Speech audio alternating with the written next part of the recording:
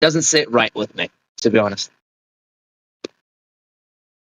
And like I've had my moments, like in the beginning of all this flat Earth stuff a couple of years ago, where I was sometimes having conversations with people about it. And I was like, oh, am I the wrong guy in here? Is this the whole a joke? Because like it took a couple of months to fully click it in.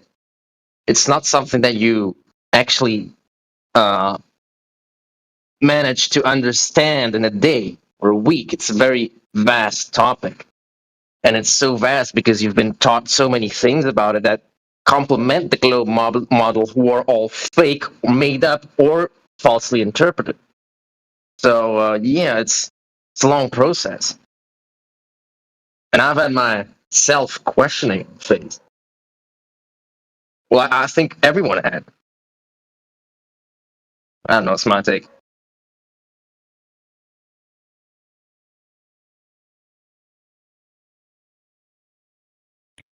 Yeah, I mean, that can be the case anytime, you said you think about it as people going over a cliff. Yeah, like a cliff of deception or being led Yeah. astray, led into the cliff by the Pied Piper of Globe Hamlin.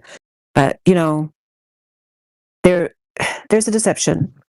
The deceptions in the world in general are usually designed, as a kind of trap. A person's not able to see like the very clear logic leading away from that deception, then they are being led into that trap, which if that trap is a temptation for them, then, I don't know what to say. Like, am I the one to say what the lessons are that this person needs to learn in their life? I don't feel like I am that person. So I used to warn people about a lot of stuff. Yeah, I just don't really do it that much anymore because if they're really tempted to go down a path of deception and you're sitting there trying to warn them, then they usually just get really mad at you. I mean, that's my experience. Then they go down it anyway, and they just shoot you on the way down.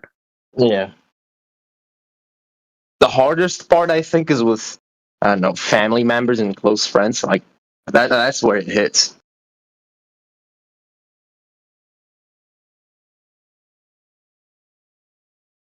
Yeah, I mean, I think a lot of those people are pretty innocent, though. Like I think about my own mother. I've talked to her about a lot of different stuff. It's not like she's like violently opposed to some of the things I talked to her about, but she's from a generation where uh, they trusted the government, and there was more of a stable society. Like you could send your child to the local public school, and you knew that they would be in an ordered, disciplined environment all day.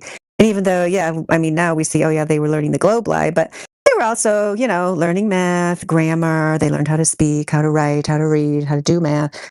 You could trust that they were not going to get corrupted and led astray just by sending them to school. Like they were there for a reason, which was to learn something. So they had reasons to trust the government. There were a lot of things about it back then that were, society was much more functional as far as I can tell. I mean, not that there were problems. There were problems maybe that were hidden in the shadows that have now come to the light, but they could, to some extent, like if they worked hard and they, got a decent job, they could afford to buy a house for their family. The mom could stay home, take care of the children. That's the world that my parents grew up in. And so that's when I just think they have no idea what, even though they've experienced it, they saw me and my brother go through it. That was not their experience. And it's all, a lot of them I feel like are almost in denial. Oh my gosh. Hopefully somebody took care of that person. And I don't get upset about that. She doesn't need to see everything, before she dies. I just want her to enjoy her life, and that's what she does. She's a pleasant, very sweet person. We get along very well. And I just don't really talk to her about that kind of stuff anymore. I used to, but I just don't really anymore.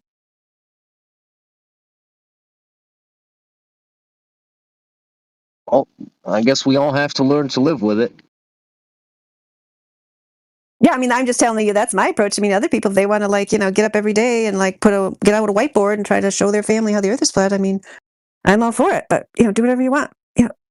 I'm just saying. I don't. Yeah. I'm not saying that to you. I'm just saying my choice has been after I explained, all these things to them maybe not one time, but many times. And then, that's their choice after that.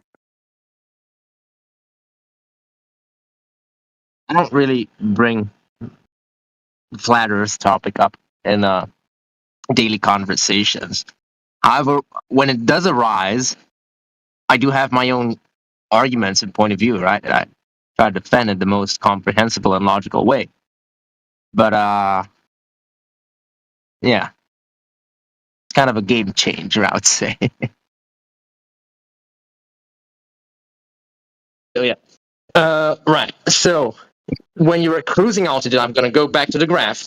So I don't get lost. Well, he's asking a specific question. So is pitch relative to the ground below it? No, it's relative to the gyroscope. You're welcome. Gyro. Okay. Well, pitch is relative to the angle of attack of the plane. That means if you go down or if you go up. Right, but it's relative to the gyroscope. So that's your starting point when it comes to pitch. Nose and tail, position relative to the gyroscope determine pitch. Well, the tail is more with the elevator. The pitch is more oriented towards the. This is a little bit more technical because the angle of attack. But yeah, I get it. It's with a gyroscope. It's regulated with a gyroscope. Right, which is independent from what they call Earth's gravity. That's why they use it.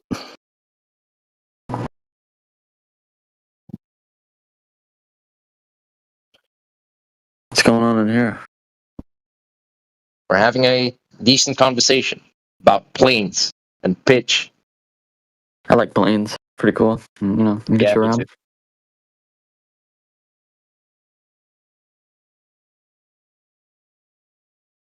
So, Sign, do you have any more questions? I need to get some fish for the chicken.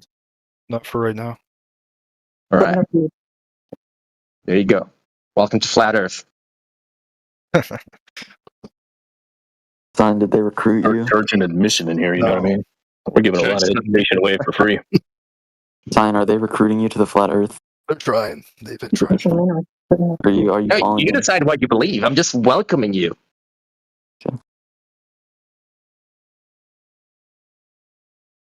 We only charge $1,000 a month. Nothing too much. Look us up.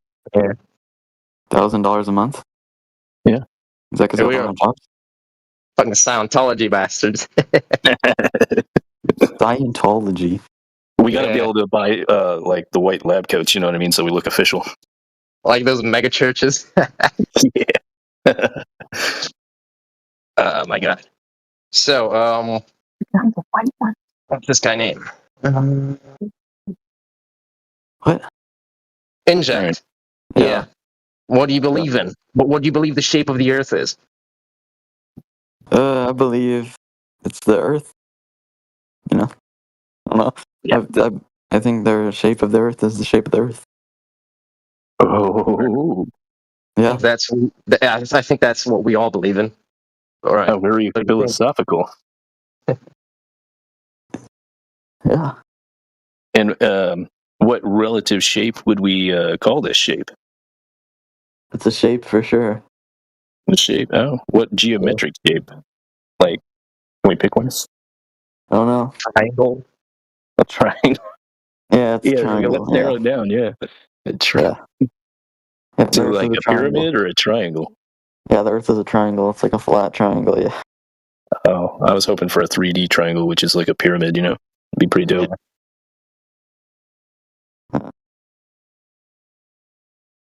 All right, Inject, do you have any questions you would like to ask since you're in the space? Sure. Go ahead. Like what would like people like get out of like just a hypothetical here, like what would like people like gain or sort of like or is it just a thought, or is it just like knowing it is flat, or is it like what like, or is there a gain to like knowing it's flat or something like that? Yeah, man. Well, I would say that it is different for everybody, right? But in this case, what you would gain is the truth, because the reality outside that we all experience together doesn't change.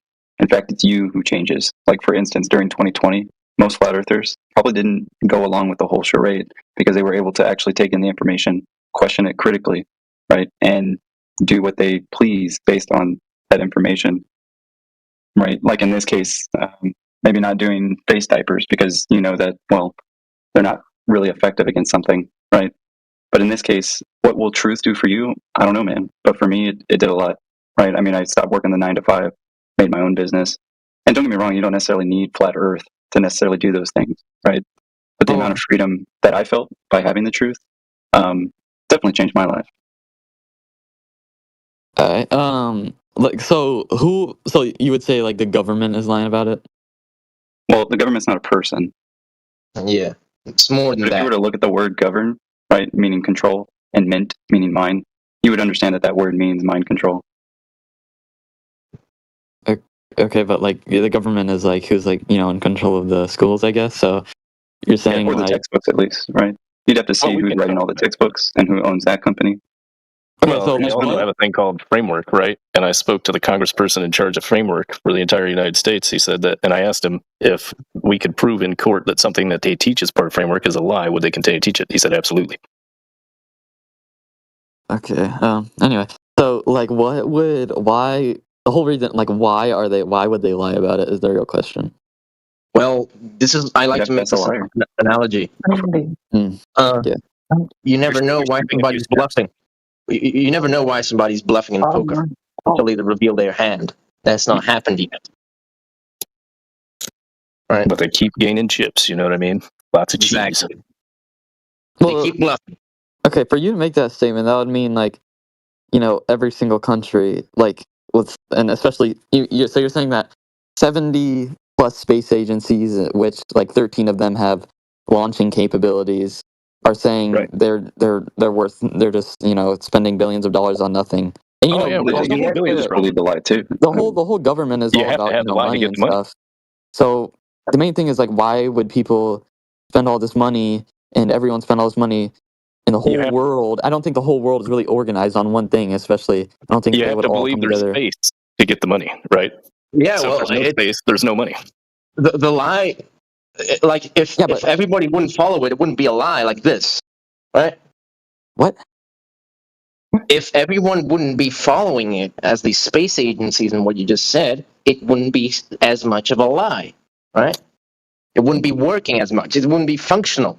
This globe model wouldn't be functional. Well, it is not functional at all, but it wouldn't be functional in front of the eyes of the people because you'd have this different reality in front of your eyes, way more accessible than like small groups of flat earthers here and there, right? Yeah, before the space agencies, right, there was one space agency, which was the original, and then they were like, holy crap, this thing generates a lot of money. We should follow suit. Dope. Makes sense. Well, why would the space agency gain a lot of money? They get 70 million a day, brother. Yeah, From whom? think about it. The government? From us, the taxpayers. And that's just one country. Well, I mean, don't you think there's other things in the world that you could maybe apply $70 million a day to? Imagine Like what more. homelessness So or- by your Sorry, yes. Imagine by what more than your- $1 million a day to each state dude, would are you do gonna for each fucking state, interrupt me the whole time, dude? I've let you rather talk than for like long as CGI shit. images. It's crazy. All right, so by you're saying that we're paying taxes that the government is giving to. You could take 100,000 a day of that million every day for each state. Say this 100,000 a day is just help people pay up mortgages if they're behind on them, so they don't go homeless. Just that alone. Okay. He's just trying to break it down for you, man. Just let me. There's a talk lot for of people second. here. Relax. So by your statement or whoever No, said I was you, just sharing. That's all. you That's said just- that so us citizens, taxpayers are paying taxes to the government, and then the Yeah. government gives the space agency such as NASA money to let's say it is so the government is NASA is controlled by the government, so they would technically still be wasting money because they're spending all that money for research and rockets and stuff, which are pointless Which, if they're not going anywhere, couldn't you just, pocket it? Yeah, but you've seen like all of them explode and stuff, and also all the research equipment and all of the What tools research? and all of the time. And I mean, all that's the the stuff jobs. they're telling you that they're doing. And don't get me wrong, I'm sure there's somebody making and working on the camera. There's a janitor and there's a guy in the control booth, but they're not in on the lie, right? I mean, this kind of started off like, is everybody in the government lying? And that's definitely not the case. In fact, the more you realized how decompartmentalized military, government, and all these apparatuses are, like the one guy working on the camera on a satellite doesn't even, he's not the one firing the rocket. You know what I mean? He just believes that his part is a part of a larger goal, right? Okay, well, you're saying that 200,000 people are being paid by the government to do nothing, which Yeah, the government I mean, is heavily money. don't you think they just keep getting paid? I mean, Yeah, wouldn't sure, you just kind of go along with the lie but too? why would I mean, they waste especially all if that you were money getting paid $1 for million a nothing? year, and It doesn't make sense. Why would they? I mean, not only that, but there's other the aspects problem. of this. It doesn't Why make would they sense to lie? you. It doesn't make sense to You're you. saying that the NASA gets a lot of money from us because we pay taxes. That's not really true. NASA What- gets money from the government. Where does the government get money from? Us, but Those why are would they? Why would Well, NASA there's a spend point. all of? Why would the government spend all of our money or spend all that money giving it to NASA when they're just would be wasting it? Because it Well, doesn't ask go the to NASA, IRS. it I don't goes know, to other people. Exactly, you don't know. Like, there's no point in it. dude. But that's not the. We're not talking about. Oh, why does the government distribute our taxes this way? Yes, that's a big issue, but it has nothing to do with the fact that NASA is just a money laundering scheme. I wouldn't go that far, right? Because there's people there who really believe what they're doing is a part of a globe paradigm, and I'm Of sure course, they believe it there's very hard. collaterals everywhere. But you have to understand, like, not only are we not the liars, but everything that we say about this is pure speculation, right? I mean, to be fair, there's no provable way of going like, well, who's the liar, right? I mean, to be fair, the liar could be dead and gone, and they just left a book that says, hey, keep telling this, right? So in your case, right, not only is it maybe the money, right, but the globe also comes with a cosmology, a paradigm, right, a worldview in which some people even go as far to believe that they're a speck of dust and that everything they do in this life is absolutely meaningless, which I don't know about you, but I definitely don't believe that anymore, and I used to, right? And I noticed that this globe paradigm gives us a false story of like a big bang and a universe and, this empty space, which, by the way, comes from George Lamontre, right, a Jesuit priest of the Catholic order.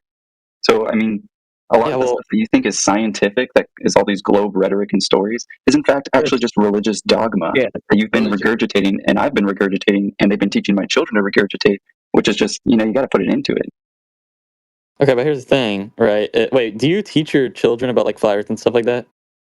Dude, I have a funny story about that. My 5-year-old actually noticed it. She asked me, actually, Dad, are we moving? And I said, what do you think? And she stared at me for a while. She kind of looked around. She goes, I don't think we're moving. And I go, you're right, we're not.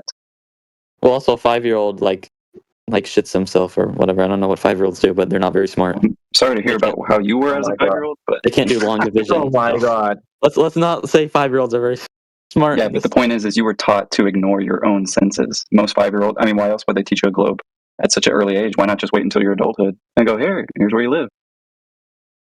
Okay. No, they have to teach you at a young age because that's when you can't form an argument and you're just going to believe and regurgitate everything you're told from an adult. Look how defensive you are about the globe.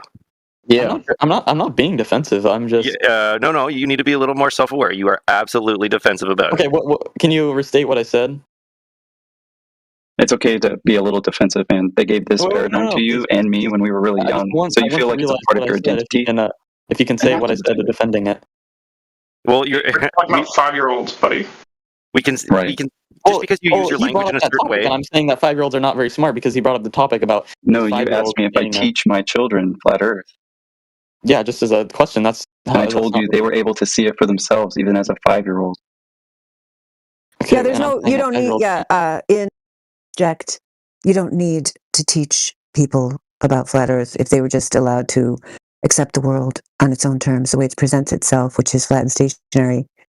Then that's what he's saying. Even a child can understand it. The only reason you can't understand it is because you were indoctrinated into this fantasy idea when you were at a young age, even though, I mean, I don't know if you can recall it. Some people can, some people can't, where they tried to tell you, oh yeah, it feels like you're not moving, but really you are. Or seems like, you're on this flat Earth, but really it's a spinning globe flying through space. That's the illogical idea. That's the thing that has to be indoctrinated into you with propaganda. Flat Earth is just the reality of the Earth, the way it presents itself. But do you feel yourself going like 300 miles an hour if you were in a plane or in a car? Yeah. Yes. You feel yourself going 300 miles an hour? Yeah. Yes. Dude, so you're sitting in a plane. Is your hair, blowing back like you're going 300 miles? No, because it's pressurized. The plane is pressurized. Yeah, do you ever get up and go towards the back and then have to go back towards the front? And if I can throw in there, dude, I don't know if you're deliberately doing it or not, but you're misframing the question, because normally people, especially like in a situation with a plane, whereby everything is encapsulated and more or less static, you wouldn't necessarily feel a constant speed. What you feel is acceleration and or deceleration. So when a plane is maintaining speed and everything is encapsulated, of course you wouldn't necessarily feel it, plus or minus a little bit of tribulation and shit like that, right? But if you're accelerating, which we're supposedly doing on a ball, right? Because angular velocity is equivalent to linear acceleration or deceleration. You would feel assuming the acceleration is within the tolerance or the threshold that we can actually perceive it, you would feel it. Yeah, but you don't feel velocity. I didn't say you do. I said you feel acceleration. Yeah, that's true. Okay, so like, okay, so gravity. So like it's The gravity. problem is you're making atmosphere. excuses. Just like The problem is how you're making excuses. Okay, have you been doing that in there? No. What you need to do is prove that the Earth is in motion so that then you can say that's the reason why you don't feel it. Because you wouldn't feel it if it wasn't moving, and you would feel it if it was moving, is what you're saying. So how do you determine that it is moving in order to be able to say that that's why you don't feel it? Okay, you want me to tell you how the Earth is like moving or like how? No. We know the claim. We know the claim. Or how is it proven to everybody that it's actually is moving? Okay, moving how? Like rotating or spinning, bro. You know what the globe is supposedly doing at all. So are you gonna say like, okay? Not only that, but then the vector around the sun, and then that vector around the Milky Way, and then that vector. I mean, there's actually 11 different vectors of motion. We're only just talking about the spin, supposedly. Yeah. Okay, so like, how would you explain like seasons, stuff like that? Oh my god. When the sun is closer to you, it's warmer. When the sun is further from your position, it is colder. You'll notice that in the spring, right, or the summer, that the sun's trajectory across the sky is relatively closer to your locality. Whereas in winter, you'll notice that the sun actually is farther away from your locality. Exactly. If So you've ever like looked at a sun chart, you can study this yourself. But like if you go to like SunCalc, It does not mean we are rotating. It means the sun is rotating and moving. correct. Why it's called a sundial, not an earth dial. Yep. Okay, You see the sun moving. If the sun You were can see the sun rotating, moving. You can see the moon moving. You can't see Earth moving. wait. If the sun were rotating, then it wouldn't have a real change on the Earth. Like, just because it doesn't matter. Like the sun's hot on all sides. Inject something for you to think about. In the heliocentric model, sun in the middle and all the so-called planets doing their thing around it, in your wintertime. Now, allegedly, the orbit of the Earth around the sun is an elliptical orbit, right? It's slightly egg-shaped, yeah? It's not a perfect circle. Now, at its peak distance away from the sun, so its furthest distance from the sun, is your wintertime. At its, your furthest distance from the sun, wintertime. Sorry, it's backwards. Furthest distance from the sun is summertime. Closest distance to the sun is wintertime. 3 million You do know miles that. difference. Yeah, but you're also different. Let me guess. You're also tilted? No, you're okay. And are you saying at the same location? Mile difference. You do realise that's a 3 million mile difference. Now, I know you've been out and about before. You're not just someone who's locked in your mum's basement. You've probably been to a campfire. When did you get the most hottest? When you were close to the campfire or further away from the campfire? Okay, well, are you talking about in the same location? The sun. The sun. I'm talking about the Earth in relationship to its distance from the sun. At its furthest point, it's hottest. At its closest point, it's coldest. Now, I don't know about you or what kind of backwards reality you live in, but if I've got a heat source and I get closer to it, I normally get hotter. When I get further away from it, I get colder. Now, that's a 3 million mile difference. Okay, well, it's not because of the distance from the sun. We don't have seasons because of the distance. Try not to fly too close to the sun. You're going to fall out of the sky. Huh? No, you do. It is because of distance, because you're in an elliptical orbit, right? And when you're in that ellipse that's the furthest away, should be the coldest. Okay, so how do you explain if in the southern hemisphere we have summers when we have winter, and vice versa?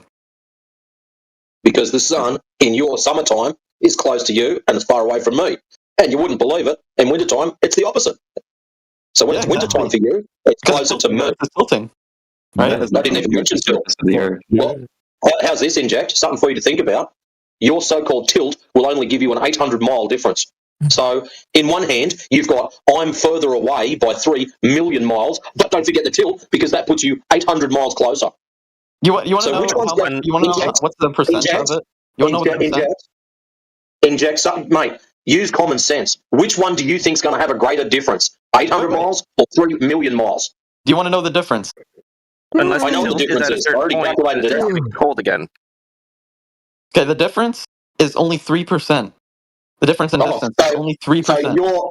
your claim now is because it's a percentage and it's only a small number, therefore much better. So think about it.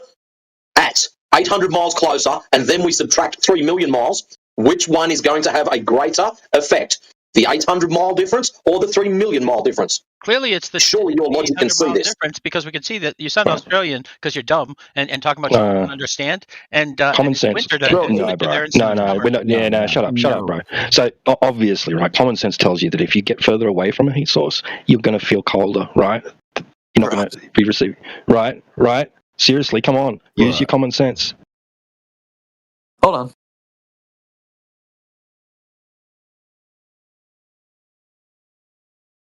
Come on, your next option is to say it's only because of the tilt. But accept some of the tilt, the further you get, also the colder it gets. So is it really tilt? Well, the other side of the tilt is you'll only give yourself 800 miles closer. So if you happen to be at the area where it's tilted away, and all of a sudden it's now tilted closer, you've just gained 800 miles. That's it. Yeah, no, sure that. But what I'm trying to say is when they use tilt as an example, yeah, well, isn't, say, the Arctic and the Antarctic, aren't they the most tilted away? So shouldn't it be the light refracted towards them, the most concentrated, and therefore them even warmer? Well, something to think about. Allegedly, we're on a ball with a radius of 39, 59 miles. If that's the case, then the side so closest to the sun is how much closer compared to the opposite side? It's like a big kebab doner kebab rotating in front of a heat source.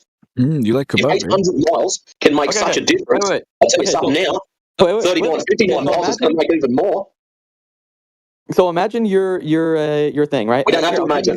This is not imagining, mate. We're measuring stuff. That will, replicate the sun, right? If you get a heat lamp and you hold it close but at a shallow angle, you won't feel much heat. But if you hold it a bit, inject, just so you know, I'm going to save you some heartache. Much hotter, okay? So inject. I need to explain something to you. You don't want to listen to this, but this is going to feel bad. I've already done testing with a heat lamp. I sat a heat lamp on my table. On my other table, which was 3 yards away, I sat a piece of paper with an 18-inch circle drawn on it. What I did then was grab my light meter. Before that, I marked 15-degree increments around said circle, and with my light meter, measured the difference all the way around at 15-degree increments. I then graphed all this out, and also I graphed out what the actual sun does outside. I also done this outside to compare reality to a mock-up inside. Now, guess what? They don't match up. Well, it doesn't matter what he's saying, because if he doesn't have research to go with it, it doesn't matter. Well, it doesn't matter either, because you haven't tried to back up. Wait.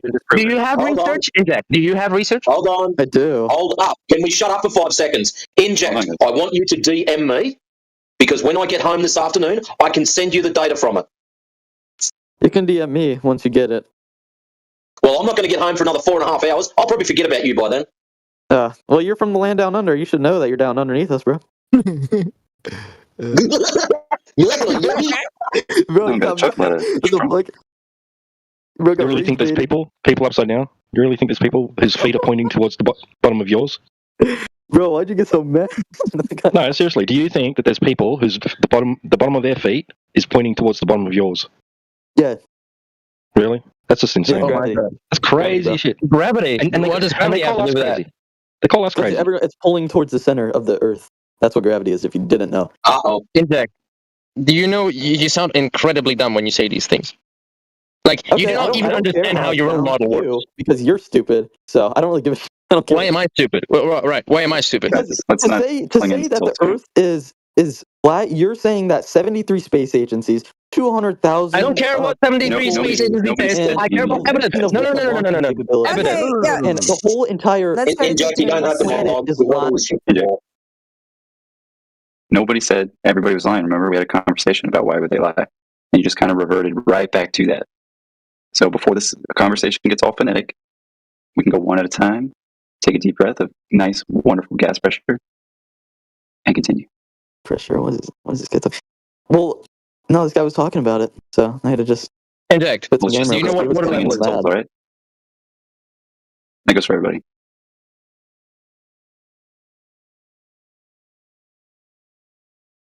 Yeah, if we could just have a one-on-one conversation where everybody takes turns and people don't start talking over each other, that'd be great. So we Oh, can no, follow the Matt. conversation. So, did you have another question there, Inject, that doesn't involve an insult? I never said an insult, but I'm just saying Matrix. Oh, well, maybe once, but not compared to Matrix. He was going off rage baiting over here. All right, let's Oh, move man. on. Let's move on. What's your question? Really? Don't lie, man. Don't lie. We don't like liars. I'm not lying. This guy just laughed and he went all berserk. No, I did not. I went, you like to a yogi? The fuck? Did you Yeah, have a that's question right. or not? Do you have a question or not, Inject? Yeah, like why are you guys Inject so or like reject? fed up on this flat Earth thing? Like, okay, like bro, we gotta go.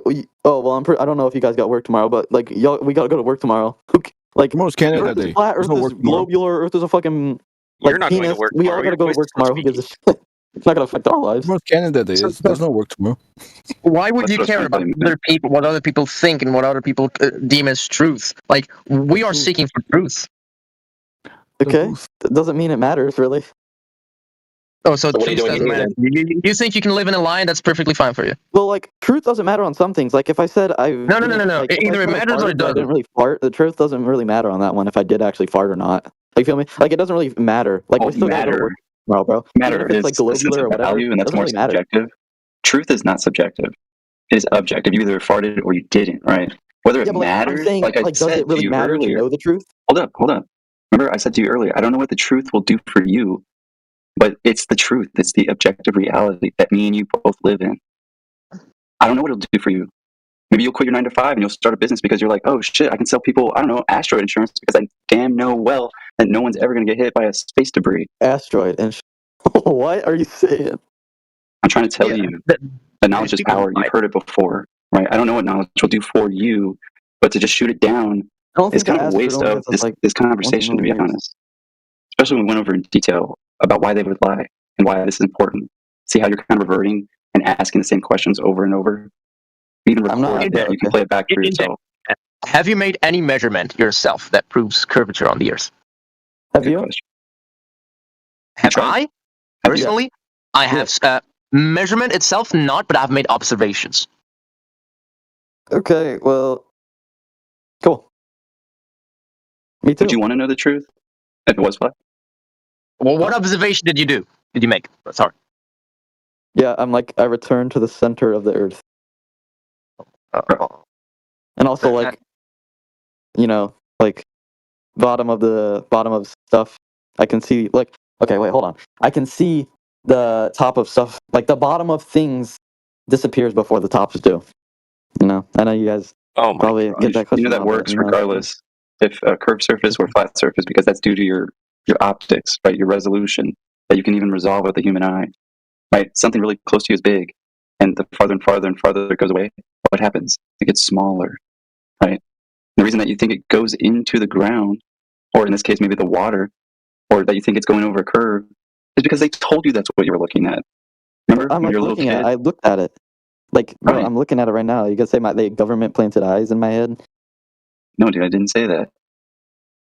I'm saying that's as far as your eye can resolve the boat, right? However, if you get some optics like, I don't know, binoculars, Nikon P900, you can zoom in. You can bring the boat right back into focus. Why? Because it didn't go over a physical obstructed globe curve. Yeah, because you're magnifying it. If you looked at that same boat, No, you just said it went over the physical for longer, curve, right? it would still That's go why you under. can't see it It would anymore. still go bottom up. If you Wait, looked at it for Inject. binoculars long enough. Inject. All right. So, what do you Now think you're it's moving the hiding? goalposts. A hill of water? You believe in a hill of water that the boat is hiding behind? A hill of water? Yeah, that's basically what you believe in. Oh, because I see the bottom of the ship, or I assume it's a ship, No, right? you can't see the bottom of the ship. You can only see the top of the ship. No, Yeah. I'm talking You can't about see the any, bottom, like you can anything, only bro. see If the you top. go far enough away, If you zoom in, like you can bro, see if the you're bottom. on a boat, right, and you go far enough away from a city, you're still gonna see the tops of buildings. You're still gonna see the top of a sailboat. You're still gonna Right, see the it's the top of same whatever. principle. But you're making it on water, right? All right, so Like if you're you're on the other basically side of saying, Lake Michigan, you can see the tops of the buildings of Chicago, but you can't see the bottoms of the buildings of Chicago. How would you explain that on a flat Earth? dude, we just told you about optics. Yeah, bro. Okay, so you're saying that if I Optics look doesn't through, resolve that. if it goes You past, should be able to see it all in a globe. and wait, okay, so you're saying that if it goes past, and I look through it with binoculars, it'll bring it right back into vision. Okay, keep looking at that same boat with binoculars. What happens? It's still gonna go bottom first, even if you look at it with binoculars, dude. That's because of the limitation of that particular optic. Your eyes have a limitation, A cheap set of binoculars have a limitation. An expensive set of binoculars have a limitation. A telescope has its limitation. How would you explain? Every single object has its own limitation. So as you Blows jump my up to mind you better guys and are better, literal flat earthers. It's just like, what the fuck? we're literal flat earthers. Okay, great, mate, Literally, thanks it's for like jumping. shockingly stupid. Like, bro. I All don't right. think there's a winning in this. Shockingly, oh my god. So yeah, you basically just encountered a group of people that challenge your indoctrination, and you call them stupid because you're ignorant, and you can't bring any evidence to the table. Great. I haven't seen a single piece of thing. I asked for evidence and no one provided it. But look at the you haven't provided any to prove your globe. The only way to shut down flat Earth is to prove a globe. Hey, flat Sorry, man mate. down under. I haven't seen you do anything yet. Okay, you're doing a whole lot of yapping. You need to do a whole Well, lot of. obviously, my little friend, your ears are painted on because I said to you, DM me, and I will push the data on when I get home. How would if you wish to explain? refute that, Okay, how you're would going you to have to explain? wait. Even if And talking through it me is not did- the do jack. Okay, so you're saying the magnification of the optic. Okay, then why is it following going bottom first? Why? Because you're close to the surface. And if you understand how your optics work, you'd understand that the horizon line is where the center of your eye is, and that it's a cone of vision, right? You can almost see it as if you were to bifurcate that cone and split it in half through the horizon, that you'd have a bottom portion. Vision, bro. Right, a cone of vision. It's actually stereoscopic. You have two cones, right? That's why you have depth perception. Are you familiar? I think we need to give this guy the black swan treatment. Okay, you guys are saying. Do you know what a horizon is? I know what the horizon is. Yes. Well, speaking of What is the horizons, definition of a horizon? speaking about horizons, if you went in a very tall define building, that? right, and you put one person on each level of that tall building, you gave him a pen, and you said, click this pen when you see the sun go below the horizon, and you see them click the pen lower and goes higher and higher and higher. They don't click it all at once. Why is that? No, what you're trying to ask is why is it that the person sees the sun maybe disappear, say at the bottom first, or sorry, at the bottom of the building first, versus say maybe the guy at the top of the building. Is that correct? You had to use a pen for some reason, but just you're anything basically you saying can there's a time difference signify between when the sun goes down. Yeah, over below the horizon. Yeah. Right, because if you're at the top of the building, remember that cone of vision? You're increasing your field of view, which means that cone is extending even further, getting further away from the ground. In your horizon line, remember the one that's inside of your eye, right? The way your optics work. That horizon line, you have a cone, right? And you really just increase the cone, the field of vision, is what it's referred to as. I teach perspective, man. So if I'm going too fast for you, I don't know what you mean cone vision. What do you mean cone cells in the retina? No, like imagine essentially basically a line of sight, like all these lines basically extending out and in within your eye, right? The little retina or the sclera, the hole in your eye. Right, now imagine that circle is of course capturing all that light, and the way that it captures it is in the shape of a cone, right? You can't see past your peripheral vision, right? That's the edge of one cone of your eye. And if you go to the other side, right, where you can't see your hand anymore, that's a limitation of that cone. Do you get what I'm saying? Bro, okay. You're kind of like not responding to my question here. You're trying to ask what the cones of vision are, and in your case, you're trying to understand why I'm close to the surface. Vision is here. You're asking why the surface versus the height up, right? The simple answer is you increase your field of view, but you don't know what that means. You can go ahead and look it up, field of view. Go look up a diagram of how your optics work or perspective. But so just answering for you. Why didn't you respond to the question about the curving of the what? Curving of the what? Well, not curving of the boat, but like going bottom first. That's what I'm trying to tell you. You're closer to the ground. Wait. What is curving there? Water? You think water is curving?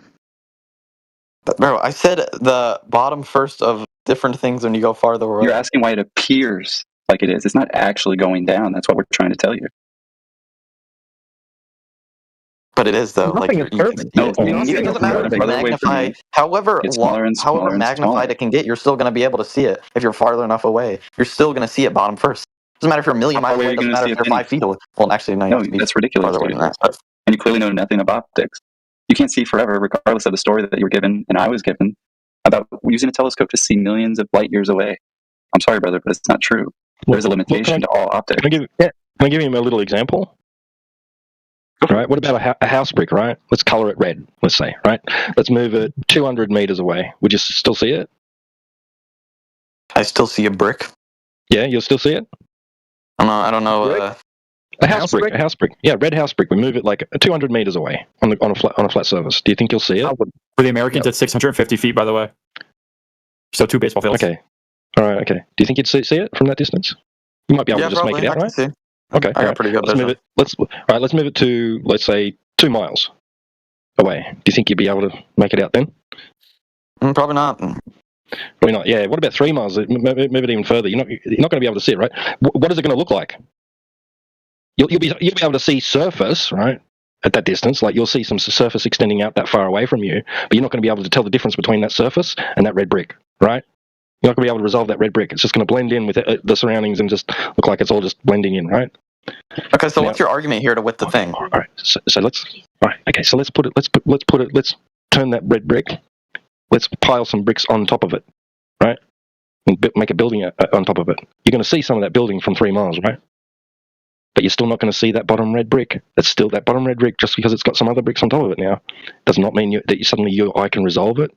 So that section, that portion of that building is still going to be unresolvable to you. So what's that going to look like? A portion of the bottom of it is missing, right? Not really, bro. If you have... Yes, really. Yes, really. Yes, really. Are you saying that suddenly because there's a bunch of bricks on top of that one brick, that suddenly you can now see that brick? Your eye can resolve it now. That one portion, that one area of that building. No, same as bro. You can see, bro. You can obviously see up higher than you can see. Like, bro, you can see a plane in the air, but you can't see the same distance on the ground because there's limitations, bro. There's optical limitations to your view, and not to mention that there's going to be variables you have to take into account of, miraging effects, things, like light behaving strangely in the air, right, as well, depending on the conditions, right, which could give the effect of bottom-up disappearance. Bro, we've demonstrated over shorter distances, like smaller objects, like apparently disappearing bottom-up on flat surfaces, right?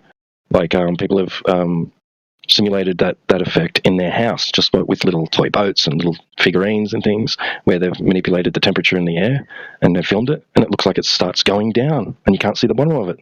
Then the temperature changes and it rises back up and you can see it again suddenly, right? Nothing's moved, nothing's changed. Just some variables of the air temperature changing, right? Also, people have taken like little toy boats out onto lakes, right? And it hasn't even got 500 yards away and it looks like it's disappearing bottom up from view, from just above the water surface. The horizon's supposed to be well in excess of that distance, right? Hasn't reached the Earth curve yet that's supposedly there, but yet it still looks like it's disappearing bottom. There is other ways to make this effect occur, right? Doesn't necessarily just have to be from a physical geometric obstruction blocking your view of the bottom of something. Plus, what if, right? What if you're 6 foot high and you're at the beach, right? And you're looking out, and there's a 7 foot swell in the distance that's 1 foot higher than your view, but it's so far away that you can't determine the difference between that swell and the rest of the ocean extending out in front of you. That's going to partially block something that's like a boat that's beyond that. It's going to partially block the bottom of it. See, all these sorts of things are not taken into consideration. People just go out and look for bias. They have this confirmation bias happening where they look for things which confirm their belief. Okay, bro, I'm kind of zoning out because you're just talking too much, bro. But no, you're just not paying attention. That's different. Yeah, I'm not because you don't want this. This is confirmation bias. You don't want to understand. You don't want there to be other reasons for this occurring. You don't want to understand. You just want it to be that the Earth is a ball. That's all. That's all it is. The thing is, like, I don't go on your really merry care. way. I just want to see, like, what you guys' thought process is on this. Well, I just tried to explain something to you, and you weren't interested. When you look, so go on your merry way and believe Earth is a ball. Whoever said that, like, if you still look, you're not gonna be able to see the bottom. Still, you'll see the boat, but like you'll still be able to see the curvature on it. I just tagged you in the side chat with a replying to a comment, a picture sent. It's called a black swan observation. It's about 2 oil rigs that are way beyond the horizon that you can see, and that debunks your stuff that you're gonna not see the bottom and this and that. It debunks that, right? Because you're talking about an optics perspective of your naked eye, and of course your naked eye is not gonna pick up stuff at that much of a distance. It's normal. So I already responded to your thing there. What did you respond? Go ahead and see. Let me check.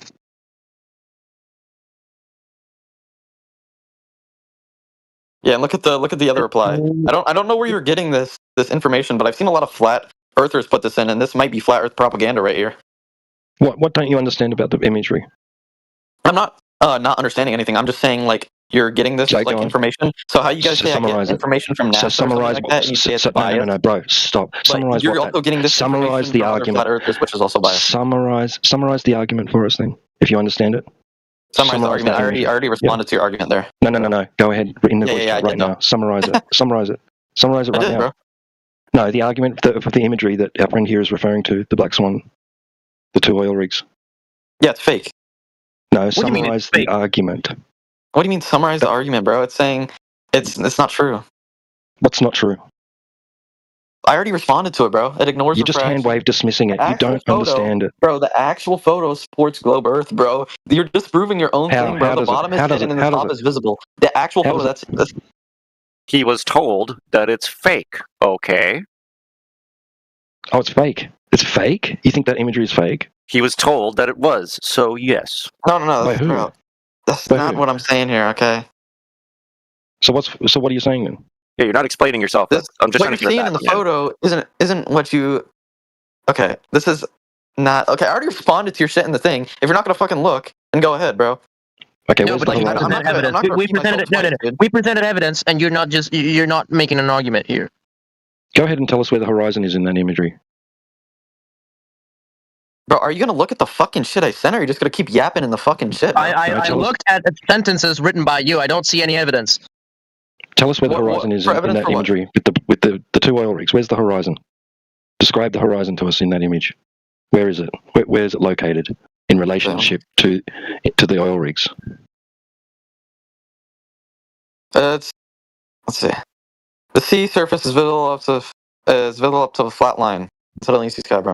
No, I just want you to describe in your own words where the horizon appears to be in relationship to the oil rigs. You don't even know the argument. You're just reading. The horizon is just above the platform bases in the photo, where the water meets the sky. Is it in front? You're reading in front of them? GPT shit. No, one sec, bro. I guess I am. So what? No, one sec. The platform bases are hidden behind the horizon, which supports the curved Earth, not a flat. No, they're not. No, they're not. No. Don't use ChatGPT. Come on. One sec, bro. Zooming in doesn't remove it, bro. One sec, bro. The horizon is clearly behind the oil rigs, beyond them, not in front of their bases. Are you looking at the same image? No, I'm referring to. Yeah, you might want to post it again. I put inside chat because it feels like you're ignoring those. There's loads of them. Post it again. There's lots of images of the horizon. We'll get to the conclusion in a minute when we looked at all of them. I don't think you guys will ever get to a conclusion. That's kind of the whole reason. We'll get to the conclusion that when we make the observation, the horizon moves around. It doesn't stay in the same place for the same height of the observer using the same optic. It moves, demonstrating it's not physical curvature. But it's going to take us a while to get there because you guys can't even describe a photograph. There you go. I just responded to your claim. How long do you think it's going to take? Because you guys have existed as an organization for a long ass time and still can't figure it out. So, are we talking years or like 30 seconds? Excuse me. Figure what out? I'm be real. Anything. Anything. Like, what? Literally Seriously, anything. That's a baseless fucking claim. Be specific. It's not baseless. Be specific then. Otherwise, it's just a random claim. Be specific. Okay. Well, then the pictures I put inside chat of the Black Swan thing being debunked. What do you mean by debunked? What's the argument of the Black Swan? Show me that you understand the argument, then tell me how that argument's been debunked. Because of refraction, and they took the same picture at a different angle. What's the argument of the Black Swan? But the flat earthers think this proves a flat Earth because there's no curve. The oil rig, I'm in the middle of it. The oil rig would disappear behind the horizon line, in which it doesn't in the one photograph because of refraction, the camera, whatever the fuck. But in the other picture they took from a different angle with lower refraction. Lower refraction. Sorry, can you define refraction for me, please? Does it matter? Yes, because you're using a word that isn't applicable in this situation. It is. It would 100% define refraction. It's a bending of light. How? In layman terms. What do you mean how, dog? Yeah, how? Sorry, don't dog me, I can't get any with you fucking people. How? Sorry, do you know Snell's law, the law of refraction, and how refraction is caused? Don't make claims with words you don't understand.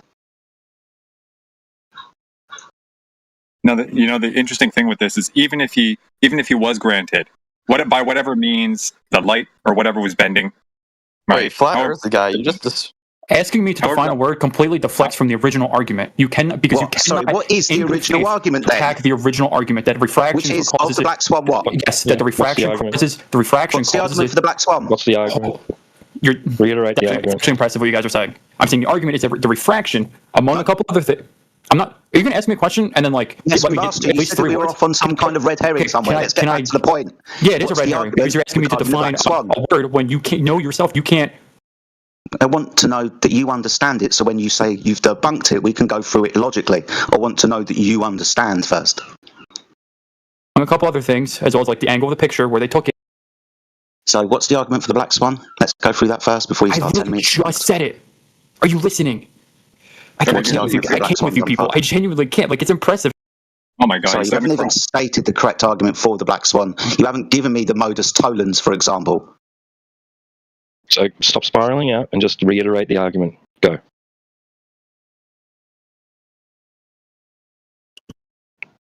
Don't spiral out. Just calm down, take a deep breath, and tell us what the argument is. Steelman it for us. Oh, these kids are so fucking stupid. Yeah, you can't even recite the argument back to us. So when I say stuff I don't understand, I'm like, all right, I'm a guy let's try this again. Maybe we'll get somewhere and I change the question. With the calculations that are involved for the distance to the geometric horizon of 1.225 times the square root of the observer's height in feet, including any, and I'll put it in quotes, refraction index that you want to use. These are mathematical calculations we should use when we're making predictions of how far we should see something disappear at distance. Are these the correct calculations? Man, who says wait, wait. Hold on. Did you just say something about a squared formula for measuring the Earth's distance or curvature? It's the height of the eye. Did you not listen to the geometric horizon? Right? If you've got a radius but you change your height of eye, the distance to the horizon is going to move. It's 1.225 multiplied by the square root of the observer's height in feet. Maybe you can listen a second time. He seems to be confused by the exponentiation. Yeah, he's unaware that there's a calculation for Earth's curvature because he doesn't know that much about his own thing. Yeah, inject if you're curious. So are you talking about Earth's curvature or not, bro? This guy said that he is, and then I'm not, or then I am. Inject. Let me help you. Okay. The reason why there's a square root in this calculation, okay, it's derived. It's basically an inverse or an inverted equation based off of another equation that is used to estimate. Okay. There's an estimation used using a parabola. Okay. Picture like your hand cupping around a ball. Okay. For simplicity. So from any position at the top of a ball, okay, you can project out and estimate how far you ought to be able to see from that position given your height. Okay. And use a parabola and all that. So when you do a little bit of algebraic manipulation, you end up with a squared root.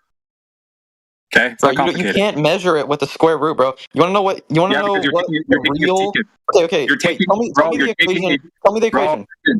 1.22 times the square root of the observer's height in feet gives you the distance. Basically, a secant line. Okay.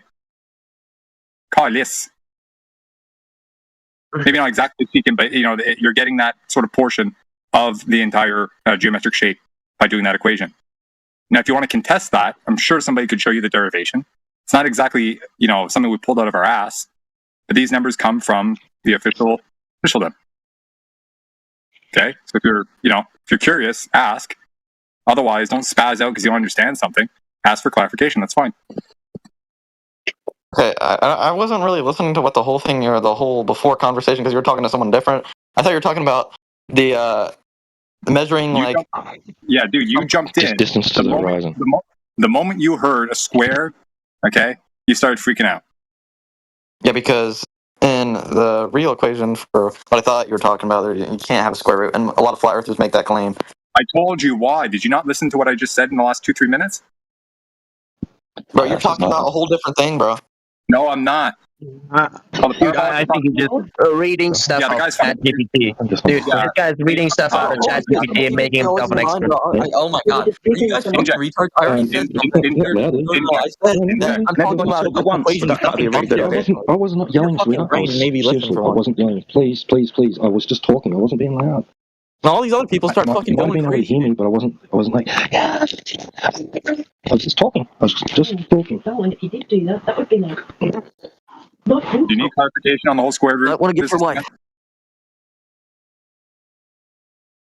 Do you need clarification on the whole squared root business again? Dude, I'm talking about the distance from seeing stuff that you guys always talk about. Yeah. Oh, sorry. What maths do we use when we're trying to make predictions of how far you guys with the human say eye? that you're Excuse supposed me. to use a square root, which is a part of geometry, but you're actually supposed to use trigonometry, not geometry. Okay, that's nice. I'll ask the question again because it's like you weren't listening. What mathematics do we use when we make predictions about how far you, with an eye, can see something disappear with distance? Is that going to be the calculations that we're talking about? Is it? Yeah, sure, you're using trigonometry. No, it's not listening. Do things proceed with angular size and distance? You said what type of math do we use? I'm not sure. Do things appear to get smaller in the distance? Do things appear to get smaller in the distance? Yeah. Bro, what are you even saying right now? Sorry, this is child's fucking play. Right, you know the house that you're in, it's fucking big, but the one down the street looks smaller. It's not actually smaller, it just looks smaller because it's far away. No, it looks the same size, to be honest. You're an idiot. Does it look smaller? Has it reduced in angular size? Can you put a coin out in front of your eye and cover the disk of the sun? What? Yeah, what are you doing? You're just going off a rampage now, bro. Calm down. Excuse me, I'm trying to explain to you, who sounds like an adult, what perspective is. With the example of, can you get a coin out of your pocket, hold it out in front of your eye, in front of the sun, and you notice the very small coin blocks the very big sun. You understand that's the difference, you're like, just like how if you block somebody out with a... because it's... Good. So you understand that things in the distance appear to get smaller. They don't though, bro. The thing just... No shit, they're fucking not actually getting smaller, but they appear to with you with your eyes, don't they? Oh my god, bro, you're a fucking idiot. Sorry, you don't even understand perspective. Christ. Like, you don't see the trees that are far, even the mountains that are far away. To you, they appear to look smaller. And we're talking to... Shut up. You're talking to us saying that this mathematics has been debunked. You don't understand it. And when I try to corral you into the proper line of questioning, as in the reduction of angular size, you don't want to talk about that. You're an idiot, dude. You don't know how your own eyes work. And you want to tell us that we've been debunked. Fuck you. Oh, you're mad. Okay. Yes, because you're talking to an idiot. No, I'm talking to an idiot. Really? You talking to yourself in the mirror? Shut up. Put yourself on mute. We'll talk to someone else. Down under. He's crashing out. You're a grown man, dude. Calm down. What the fuck are you on about? He's been You don't even understand the world around you, but you want to laugh at us. All right? He thinks you're in Australia. Oh my god, that's funny. I know, he's fucking stupid. He's a reach. Anybody else on the menu today? People want to come in here and tell us that the black swan's been debunked, but don't even understand the maths that's being used, and want to complain about the math, and we'll talk about the math, but not actually understand that this isn't the right math that you would use anyway when making a prediction of how far an optic can see something. It's not going to be because the surface is curving. It's going to be because of the angular resolution limit of the optic. Duh.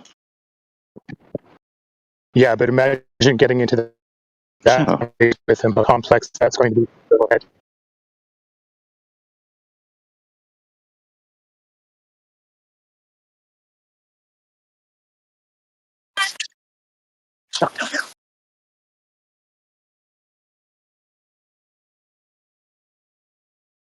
So, Inject, are you back? Have you been unbricked?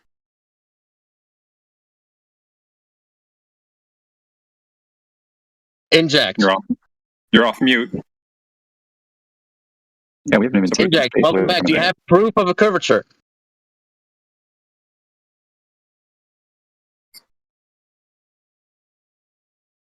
Probably not. Can't get his tongue back in his mouth. Have you made any measurements? You already told us you made an observation that we debunked it because it's because of optics, right? Have you made any measurements yourself? Take that as a no. Or maybe, Inject, you should just stop listening to all this bullshit that's been feeding you for all these years and just, grab a piece of equipment and do your own experiment, right? Don't you think so?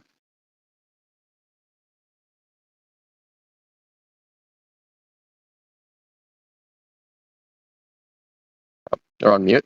Oh. Welcome to Flat Earth. Well, by the way, Inject, I posted in the science chat for you just now the math as declared by Washington State University. You have a read through that. since you don't want to listen to flat earthers, maybe listen to your own side about what you're supposed to believe in regarding distance to the horizon. Yeah, that's what I thought. What if we can use any critical thought now? Don't worry, he's just preparing the next wave of poorly made ChatGPT questions to read off. He's one of these 5-minute experts, you know. I don't know anything about this topic. Just let me ChatGPT it real quick, and then I come back and I know absolutely everything, and I'm the expert, and all of you are dumb. And if all else fails, gravity.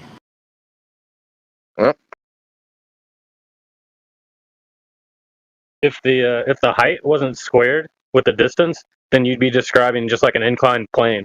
Like if as you go further away, the distance doesn't increase squared with it, then you would just be describing a plane. Like it would just be getting higher in I don't know how to say it, but like a steady motion. Like you don't even. Oh man, I had to take a break there for a second. You guys were just yapping your ass off. I was trying to do something. I was trying to find my piece. Cool. Oh, here's the main character again. Here he is. Hi, thank you. I know I'm the main character. Trying to explain You guys are in my world. I'm just the main character. Perfectly fast. He's reset. He's reset. He's inserted a new coin. Start again. Let's go. ChatGPT went offline for a minute. All right. I had to hop on the computer for a second here. Yeah, Inject, back to level 1. do you have any evidence? Did you come back with any evidence of the curvature of the Earth? Rather, dude, did you see the math? No. Bro, check 15 minutes past the hour. T-Dub did you a favor, and he got the math for you. Oh, for what? I'm playing a game right now. I'm playing a Oh my game god, right you're now. not even all there. Dan, get the fuck out if you're playing a game. Shut the fuck up. Oh, Shouldn't you're be mad. debating here. Calm down, bro. No, Just go you're on an mute idiot. then. Just fuck off. Just mute up. Brain dead. I can multitask. Don't worry. Mute up. can't. Clearly no. Clearly You have trouble seeing and breathing at the same time. Mute up, or I'm going to mute you for you. But he's got Velcro shoes too. What's wrong with Velcro shoes? Yeah, I wouldn't trust you to scratch your own ass. I don't scratch my ass 'cause I'm not nasty like y'all. Right, this is boring. Just put him on mute. Let's talk to someone else. Hey, calm down, Jeff. Did you have any more questions or ideas, MxDove?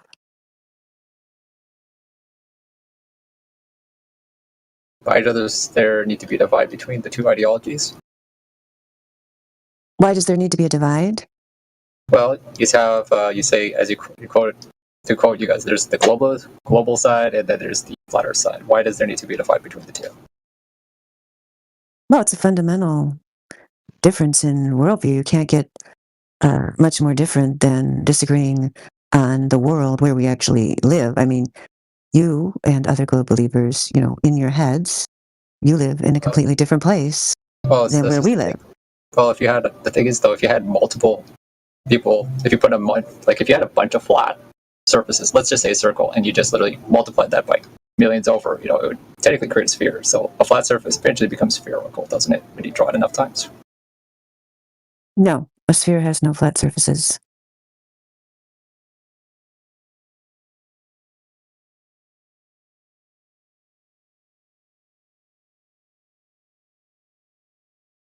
Yeah, I mean, I guess, I don't know if this is where you're coming from, but yeah, there is an idea among globe believers that, you know, why does it even matter? You know, it matters. Yeah, it matters when NASA is taking $75 million a day from the U.S. taxpayers for a fantasy mission and putting out false information with that money. It matters when you have children being brainwashed into an indoctrinated religious belief against their will that they never they never consented to. There's a lack of consent here on us being recruited into this cult against our will that has no relation to the reality where we actually live. So yeah, you have a bunch of people, you know, using the people of the world and their energy, ideas, and so on for their own purposes, their resources, and basically shutting down their mind, basically stunting their growth, because when they're in the concrete operational stage as children, they're introducing them to this abstract fairy tale idea, which they don't observe, which is the globe, which is completely different than the reality where they actually live, which is flat and stationary. So they're basically like instilling psychosis upon children. Yeah, I'd say it matters. So what do you think the Earth should look like then? I think it should look just the way it does. If you go outside, you walk around, you go to the beach, you see the water, it's flat. Well, that's the Earth. flat earthers have different definitions. I heard one time when I was here, they said petri dish. The other time, just like a flat disk. Like there's no general consensus. No way. No way. You'd have to give me some documentation of that. Not here. Nobody in here said it was a flat disk. No way. If they did, they'd be banned. No way. We do not claim a flat disk. There was this guy trolling. Oh yeah, a trolling person. Sure, a trolling person might have. There was this scientist. You know, he whatever he was like. I can't remember. It was like started with a T, and someone linked the website to it. And super memorable. Yeah, never heard of him. Yeah, some random dude claims that. I mean, the Flat Earth Society claims that they're a controlled opposition organization. They're a joke. That's not what we're about here. We're not a flat disk. We're not flying through space. We accept the world the way it actually presents itself in reality, with the flat water covering over 70% of the Earth. Water is never observed to curve. It lies flat in a container, like the ocean. And so there's at no time is that water curving around a ball. It just keeps going and it's flat. That's the way it is. So if I took a ship that went from one end of the Earth to the other, I should be able to just like literally stay on the same flat surface. I don't know what you mean by, I don't know what you're envisioning as ends of the Earth, but yeah, you could go around and sail, on the flat water, and yeah, we're not claiming an edge if that's what you're implying. We don't claim an edge. I mean, you could sail to the 60th parallel south, and then if you want to risk getting arrested, or possibly killed, I suppose you could keep going. But if you'd like to follow the Antarctic Treaty and agree that your travel is limited and you can't go past that point, then you turn around and go back to where you came from.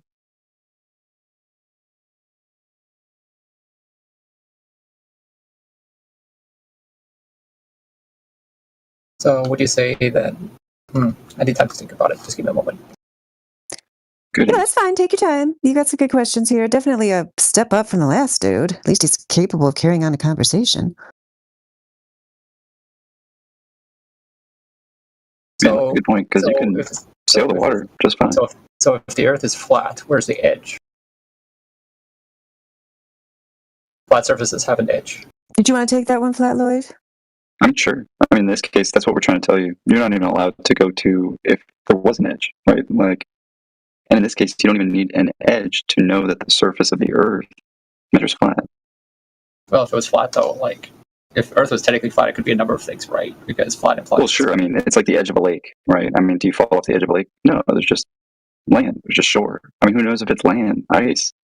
Maybe it goes on forever. I have no idea. But a flat Earth. But if you had a flat Earth, though, at some point, if you keep on going, you're going to fall off the edge.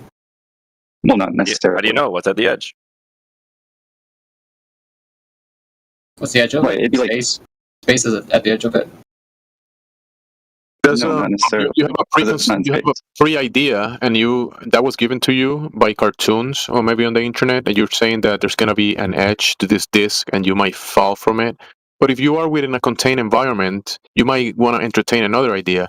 You might reach the walls of the container. But the thing is that no one in here has ever been there, and no one has ever been to the end of the world. So just asking that we're just talking here. How do you say? This is a speculation. Yeah. The thing in question is that every time you get on a boat, you go from the land to the water, to land to water. That's what everybody knows. You think there's gonna be an edge to the world? You're welcome to go try, but there is laws put in place by many nations that you're not gonna be allowed to go further certain points, and that's the way it is. So what do you want me to do? You're just thinking I'm gonna fall from an edge. But you're going to have to entertain a chronology of ideas of how you're going to make it to that edge that you imagine in your mind, that it was given to you by a cartoon, right? The disk in space. Nobody has seen that. Well, the disk is a flat two-dimensional shape. It's literally a circle, but it's been is that the only way you can imagine it? Okay, let's entertain your disk idea, right? What if it's a disk and it has walls? Then we're in a petri dish. You're gonna fall from the walls? You're gonna fall from the walls? So you're saying Earth is a petri dish? No, I'm entertaining your idea. Okay, so if this is a contained environment because you have gas pressure, you're gonna have to entertain more than one idea. Either you cannot go past certain points, like in your country, right? You have limitations of travel. You have limitations of I don't know. You probably don't have a icebreaker that can take you past the frozen waters of Antarctica. You probably don't have enough resources or enough means to just travel long distances. So you're thinking you're gonna make it to an edge. Just think about the step-by-step way of doing that. You probably will never make it. Entertaining that idea, it just doesn't take asking people on the internet.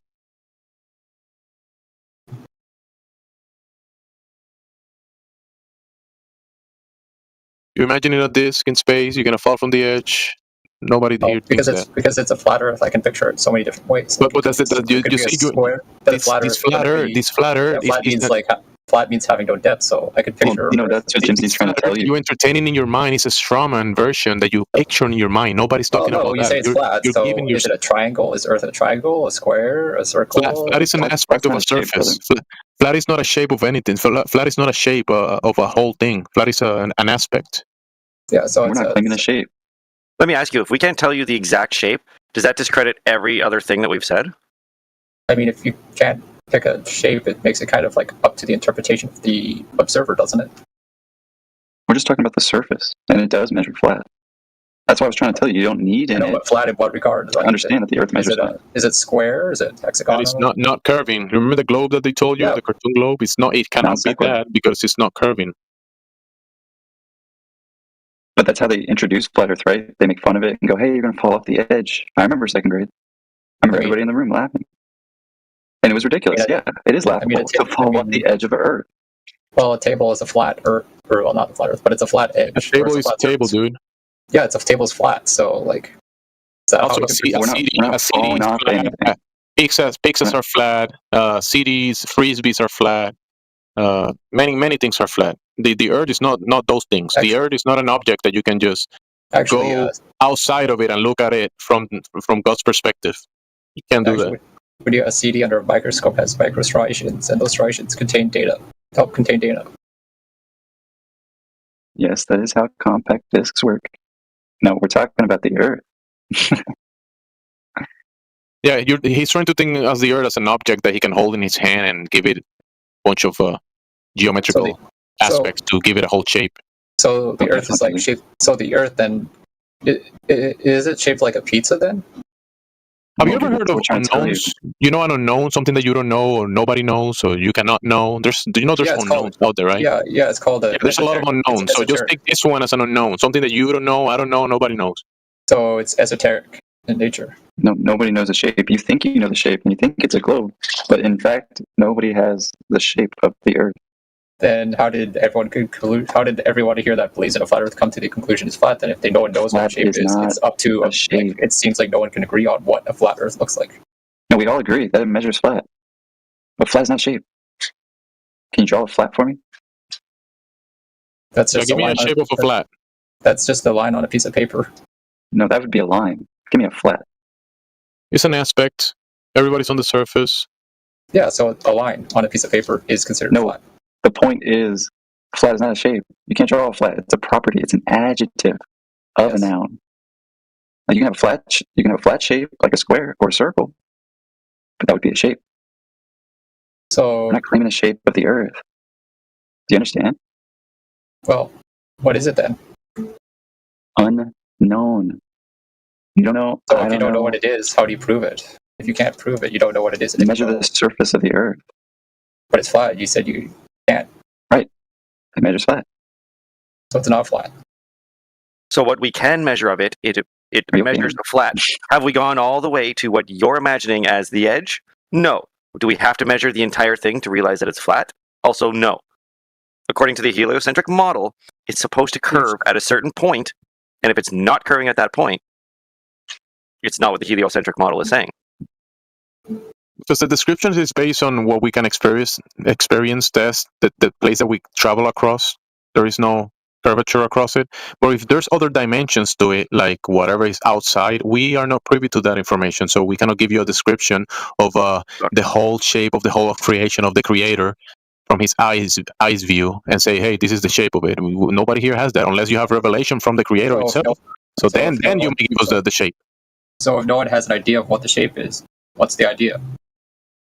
If no one knows what it is. I think this might be like a language barrier. Is this like a language barrier or something? No, English let me ask you, like a language barrier. English is not my first language, so. Do you know the shape of the universe? I mean, I'm looking at this side chat here, and So who's Robert Simon? Well, he's a creator of the Marvel. He's the creator of the globe cartoon, the one that you see on the iPhones, the cartoons. And when you think globe, that image that when you say Earth and you think globe, that image that pops in your mind, he's the creator of that. I'm pretty sure like globes were made even before that his existence. Like, yeah, the blue marble that you see an image of Earth from outside of space. He's the one. Globes are for decoration purposes on a table. The one that you can buy at Walmart, I don't know, Target. You go to the retail store and you can buy this decoration thing that you can put on the class or in your room on the table, the flat, motionless, horizontal table. That's not for educational purposes. It's for decoration purposes. But why? We know exactly what it looks like. It should be accurate, no? No, it's not accurate because every time you draw a globe, the next guy to you draw another globe, and both are different. Not accurate. Thing is, globe is not a shape. Globes are defined as being spheroid in nature. Sphere is not a shape. You said globe, and globe's not a shape. Globe is not a definition. shape? Globe is not a shape. Going backwards. That is a shape claim. Globes are just a representation of Earth, and they generally. That's not a representation. It's a misrepresentation. A sphere is a shape. Spheres, balls, triangles, squares, shapes. Well, you had 3D shapes and 2D shapes. Listen, buddy. A representation will be if I see a table and I draw the table on a piece of paper and I tell you, look, this is the table. This is how the table I saw it looks. This is the way it looks, and I represent it on a drawing, right? That's a representation. But a misrepresentation will be the globe of saying this is the Earth, because it's misrepresenting what the Earth, the way the Earth presents itself to be, the way water behaves. The globe misrepresent that. The way the surface of Earth is not curving, the globe misrepresents that. So the globe is a misrepresentation. You get that? I'm still trying to think about this. Could you explain then the sun then? The sun is an observable phenomena that everybody can see if they're, able to observe, because there's blind people that probably can't see it. But it's an observable phenomena that moves across the sky in patterns and in a timely manner that it does. Also, like, the thing is, if the Earth was flat, or wouldn't everything just be a bit different, like perspectives? That's just you creating a different idea from reality and trying to mix that idea to the actual observations. If the Earth was flat, you could technically see from one end to the other, no problem. Oh, so if you have a book on your hand and you can read the pages, and then you put it on the other side of the world, you can read that book because it's on the other side of the world. Yeah, and that's the way it works. I mean, technically speaking, if something's flat, you could just literally see it for you can see it forever. Yeah, because it's flat, right? There's nothing in the middle. No, the answer is no. I mean, are you forgetting about the atmosphere that you're looking through? You understand that the gas with distance becomes opaque. At a certain distance, the light isn't going to be able to pass through it because it's so quote unquote thick. You understand how this works, right? This is why the mountains in the distance appear to be like duller, because the colour doesn't get all the way through the atmosphere because, like I said, it attenuates. So if the Earth is flat, you wouldn't be able to look horizontally across it because the atmosphere would act like a brick wall for the light not to be able to pass through. This is why we have visibility in our weather reports, right? Depending on the atmospheric conditions, you're going to be able to see more or less. So you remember that, right? Yeah, so what shape is the atmosphere, though? What shape is the atmosphere? I mean, to call it a sphere when there's no container is stupid because gases have no inherent shapes, do they? They form the shape of that container. So you're just wrong about if the Earth was flat, you'd be able to see to the other end of it. What? You're going to concede that, of course, Jedi. No, I didn't think about that. Yeah, no, you're right. Are you going to say that? Of course not. Did Jedi just waste his time just telling you what you already know, that there is limitations to visibility? You know this, right? Is this something new for you? I'm still thinking it over. This is a lot of information to take in. I'll make it simple for you. Just remember the weather report with the visibility. That really should just answer your question. You know the weather lady when she says visibility today? Yeah, so our vision is limited by weather conditions, by angular resolution, by the structure of our eyeball optics, how vision works, and so on and so forth. One thing it is not limited by is the curvature of the Earth.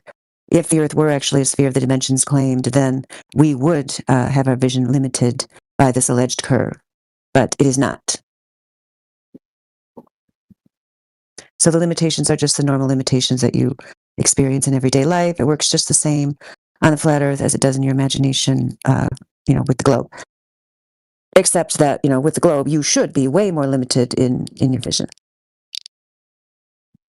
Be interesting if somebody could do like an actual globe simulator now that they have all this, virtual reality type stuff, like what the Earth would really look like. I mean, I can't even imagine. It'd just be such a nightmare. You wouldn't be able to see hardly anything. You'd be spinning around. It'd be like so awful. It would be spinning around like what shape would it be spinning around like? Just curious, like, but you said it's spinning around. Generally, what shape is it spinning around in? It's not spinning. The Earth is not spinning. You just said it was spinning. You just said okay, I apologize. I was just talking out the top of my head because you weren't talking. I was just saying more for the group, if it would be interesting if there was a globe simulator that would show you what the world would actually be like if it was your imaginary globe. But it's not. It is not a globe. There's no just spinning. wishful listening. There's no spinning. No spinning. Well, then why did you bring up spinning then? It's like he doesn't understand. Why are you wasting your breath? I mean, did you understand me, Jedi? Yeah, 100%. 100%. Yeah, I was gonna say down the line that even for the simulation of the globe and say that it's curving or spinning or whatever, that will have to the globe skips so many steps to be able to rationalize or make any sense of the nonsense. Because first you require a contained environment, right? To have water in the liquid state. So where is the container around the globe? There's no container around the globe. So so they don't have gas pressure. They don't have liquid water. They don't have curvature. They don't have the spin. So the globe is a complete fantasy, nonsensical idea of someone in the mind. Nowhere to be found in reality. It falls apart all over the place. The thing is, so far I can get a bit of a conclusion that this is kind of like this whole flat Earth thing. It's kind of eroding away the idea of rational thought, is it not? It's bringing us all back to rational thought and critical thinking by taking stories that we haven't evaluated and then trying to evaluate them. And when we evaluate them, as in we try to prove the idea that the Earth is a sphere, by measuring the surface of the Earth, we get a contradiction. We're told the Earth should be curving over distance, but it's not what we measure. So we're trying to bring back rational thought and critical thought. By debunking already proven science? No, by an empirical standard, by demonstrating what we know to be true, by whatever empirical standard is needed to answer the question. Like if we're to answer the question of the surface description of the Earth, whether it's horizontal, whether it's curved, we're going to measure the surface of the Earth, and by measurement we can describe it. When we measure it, we describe it as a horizontal plane. It would be measured curvature, but we don't measure that. So should we live in a paradox? But the Earth is said to be a sphere, but it's not what we measure. The Earth is said to be in motion, but that's definitely not what we measure. We're going to live in a contradiction, yeah? Yeah, the irrational claim is the globe claim, which is nonsensical, fantasy, irrational. So that's the irrational that you were thinking about. It's just that sounds like you don't get it yet, but the globe is complete nonsense, irrational nonsense. Yeah, but you guys just think that. Well, you said the globe is already proven. What is the proof? Yeah, that's a good question, MxDove. You think that science has proven the globe, so in what way do you think this has happened? Because we've looked for this proof and we didn't find it. That's why we're here. I don't think you're looking hard enough. Pardon? I don't think you're looking hard enough. Oh, really? Well, why don't you show us then? Because it sounds like you have something in the hopper that you're thinking of. So what proof can you show us right now? Go ahead. What do you want to know? You said you have proof of the globe. Scientific evidence. I got different stuff. Yeah, you must have the evidence. Because you said, hold on. Oh no! Now we're back to inject. He's taken over MxDove's conversation. I know you love me. Yeah, you said you might be right. You said we didn't look hard enough for the evidence. Your daughter loves me. I mean, that obvious implication is that you already have the information. So show us the information of the globe since we didn't look hard enough. So you must have it. So show it to us right now. Go ahead. Could you already have it ready, right? Because you said you had it by saying that we didn't look hard enough means you already have it. So show it to us right now. Go ahead. Put it in the chat. I'm just implying. Put it in the chat right now. You said that you didn't find it. I'm like, maybe you're just not looking hard enough. Then. Yeah, put it in the chat. What do you want me to put in the chat? Tell us how the globe nonsense makes sense. Go ahead. What do you want to know? Well, I got different stuff. We want to know how you know the Earth is a globe. Go ahead. How do seasons work on the globe? Yeah, we'll get to you next. No, we don't need to. Sun does that. Now we can move on.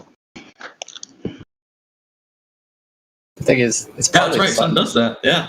Yeah, of course it does that, but also it's also a mixture of atmosphere and meteorological events. All right, hold on. Yeah, different chill and stuff like hold that. on. You already know. Inject, please mute yourself for a minute. Before we move on to any of that, I just wanted to address MxDove's claim about science. So, well, for one thing, the geometry of the sphere is what we're testing when we're looking for a curvature. The only place where you could possibly come up with a scientific. Okay, you're going to make me mute you. That's unfortunate, but I'll do it. It's fine. Just wanted to correct you. You can do it with either. Anyway, where were we? MxDove. Yeah. So if you wanted to find a scientific question, the one that comes to mind would be the alleged rotation, because that would be, if it were there, it would be an effect and you could look for a cause for it. But since it's never been measured, you can't actually even do the first step of the scientific method, which is to make a natural observation. So even though you think science has proven this, you're talking about astrophysics for the most part, which is, they call it theoretical physics and so on, but most of what they're coming up with in terms of what they're saying about the globe story, it doesn't reach the level of theoretical. That would imply a theory, which would imply that you had done some kind of rigorous testing, which has never been done because the curvature has never been observed, nor the rotation been measured. So we are sticking with empirical science and the scientific method. So science has never proven the globe, and it never will. So by this logic, vaccines aren't real. No. We're not talking about that. So, let's move back to there's no globe. Okay, no globe. Yeah, you were going to provide proof. We're still waiting. If there's no globe, then there's no Earth. My goodness. I wasn't the one saying step away from being a brain in a jar all of a sudden. If there's no globe, then there's no Earth. My goodness me.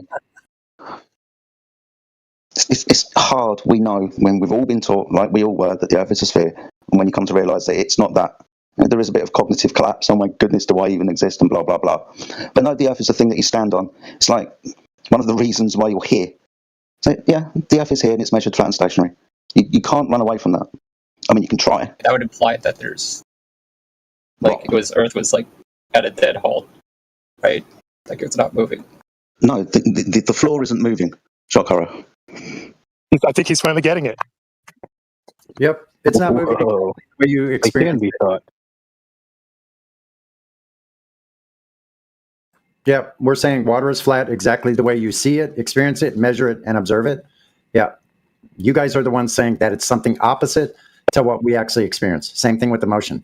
You don't sense any motion. Nobody's ever detected any motion by any means or technology, but you guys are saying that it's in motion nonetheless, in spite of what we actually experience and what we can measure. So who's the one that's listening or believing nonsense? Yeah. Thanks for your concession. Yeah, MxDove, if no one had ever told you about this globe idea, you just imagine yourself walking around the world, walking through the forest, going to the beach, looking out the flat horizon, the flat water. Would you ever imagine that you were on a spinning globe? I mean, would that ever occur to you? I need time to think it over. Yeah, think about that one. I think it's a good contemplation question. Just need to think it over while typing ChatGPT. Hey, Grok, is this true? Hey, Grok, is this true? I asked Grok if the Earth was flat, but I didn't get the answer that I wanted, so I decided to ask him again until he told me the Earth was flat.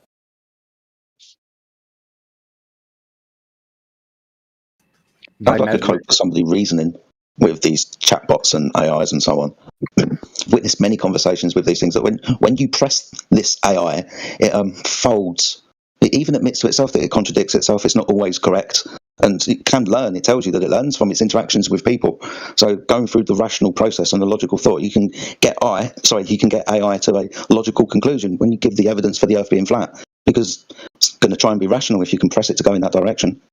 Many conversations have been recorded with AI chatbots, like text and audio. So I was just curious because I'm still questioning things. I just decided to ask an AI basically, and can I copy and paste the response? Mm-hmm. Okay, so I asked this chatbot, I'm going to copy and paste its response. So this was the first thing that came up.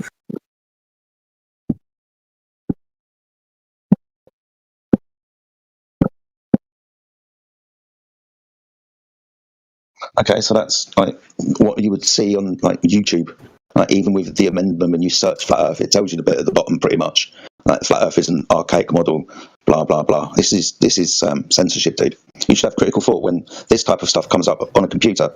You must have watched dystopian movies before, right? Yeah. What about? Yeah. So you're the human. This is the robot. Don't let the robot fucking control how the human works. Shit, we're fucked if that's the way that people are going to go. Interestingly enough, though, when I watch a lot of the dystopian films, and when they pan out from Earth, they show Sphere. Okay, that's lovely. That's like somebody like stroking their face to soothe themselves. And put the Earth's a sphere. Quickly, got to drop that in. You got to have critical thought, dude. So when a chatbot comes back and tells you this, press it. Ask for the scientific evidence, which will be a hypothesis that predicts a cause and effect relationship, tested through experimentation, for the surface description of an object. Now, if the chatbot has got any fucking sense, if you were to use that scientific standard, you'll understand that it doesn't answer that question.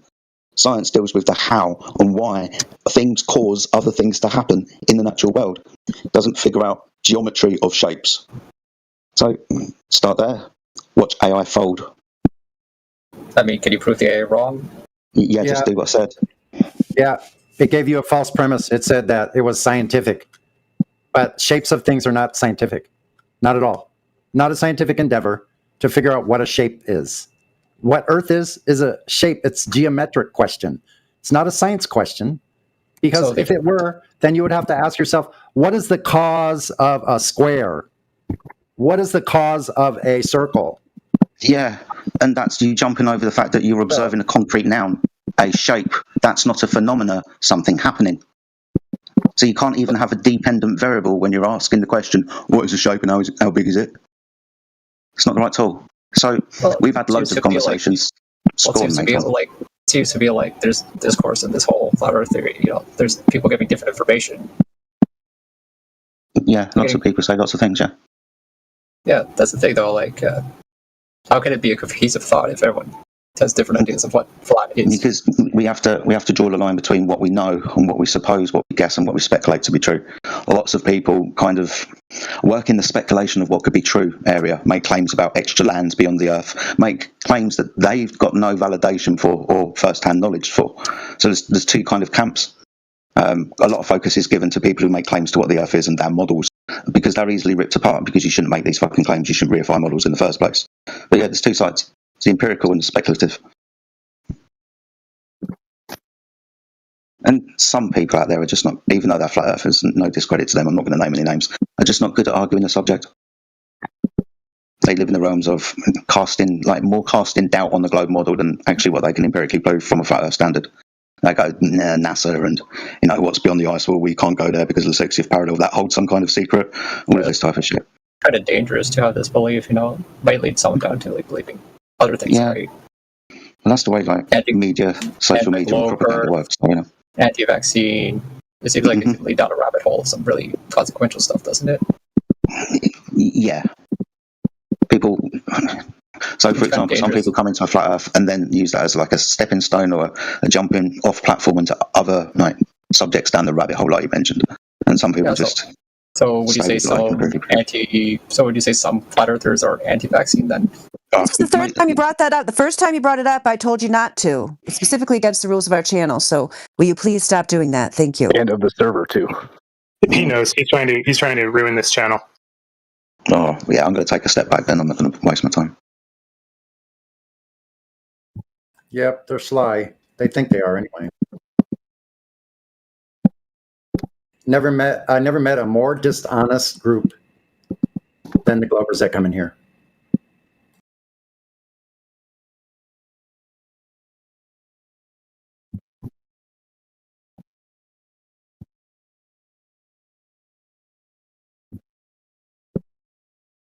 Yeah, a lot of crazies tonight.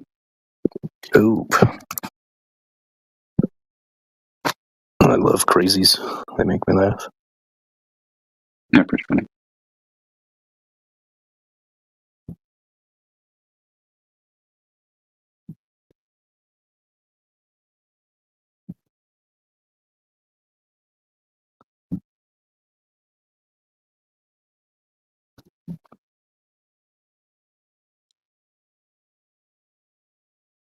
I wonder if the average Glober who comes in here, when they leave the room with their arguments defeated, do they feel humbled and like, man, I should probably look into this? Or are they like, I'm going to get better at the argument. I'll show them next time.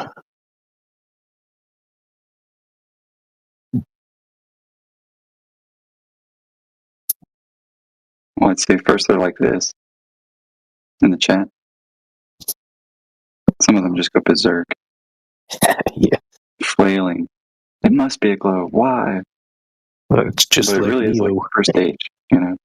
Yeah. Well, it's just like Neo being pulled out of the Matrix. He freaked out at first.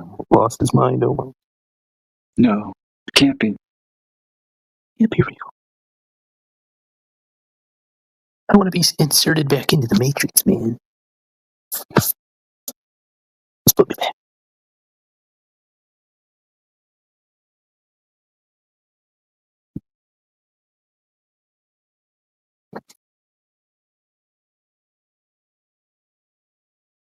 And perhaps, you know, for our last guest, maybe it hit him that the Earth does measure flat.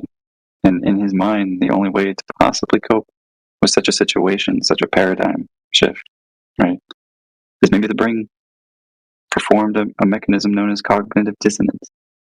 And in his case, maybe it got him a little angry.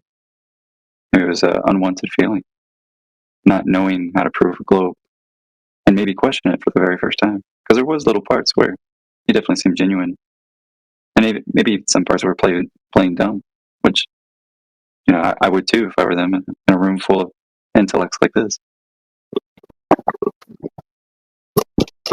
They resort to lashing out. Or they come in here with the presupposition that they're going to just wreck the conversation. Oh, those are the best. Brain supreme.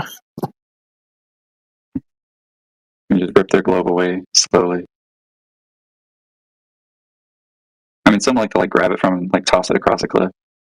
I don't know. I like them to watch me take it away, and be like, look them right in the eye, and then like throw it real slow. I think one of these days there might be disclosure, and when it happens, like I want a scene like from The Office, but instead of the computer, it's a globe.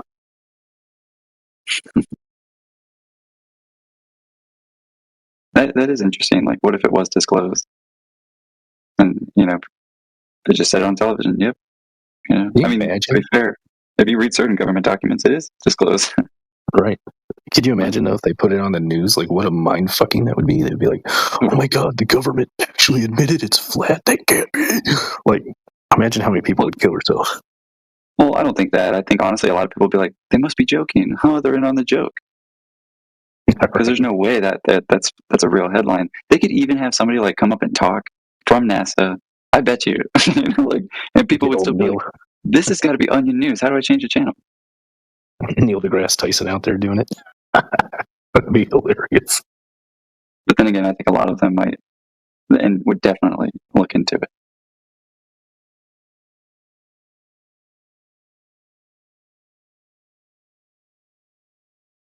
You imagine I don't know.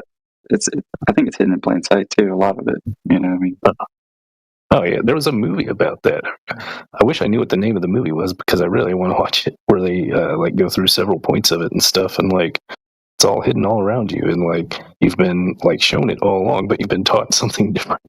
And like they get into like the map and stuff, or the globe, you know, or they have the map of the globe or whatever, and they're like, it even says it right here. It's up to 30% off. Born into a cage, and we all didn't even realize it. Yeah.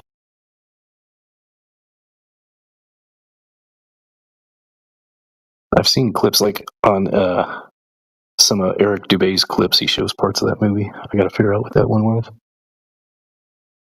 The Truman Show? Is that what it was? I don't know. I guess I've never actually watched the Truman Show. It really is a good one, especially like having this topic on the mind. It might be Newsbenders. I'm not sure, but check that one out. Newsbenders, okay. I think I've seen part of the Truman Show, but not all of it. But I'll check them both out. You know, it's weird. I mean, not to be like Speculation Sunday, but I do find it weird, and specifically the deleted scenes of the Truman Show, that he's talking in the mirror, And he talks about an ice wall. Speculations continue.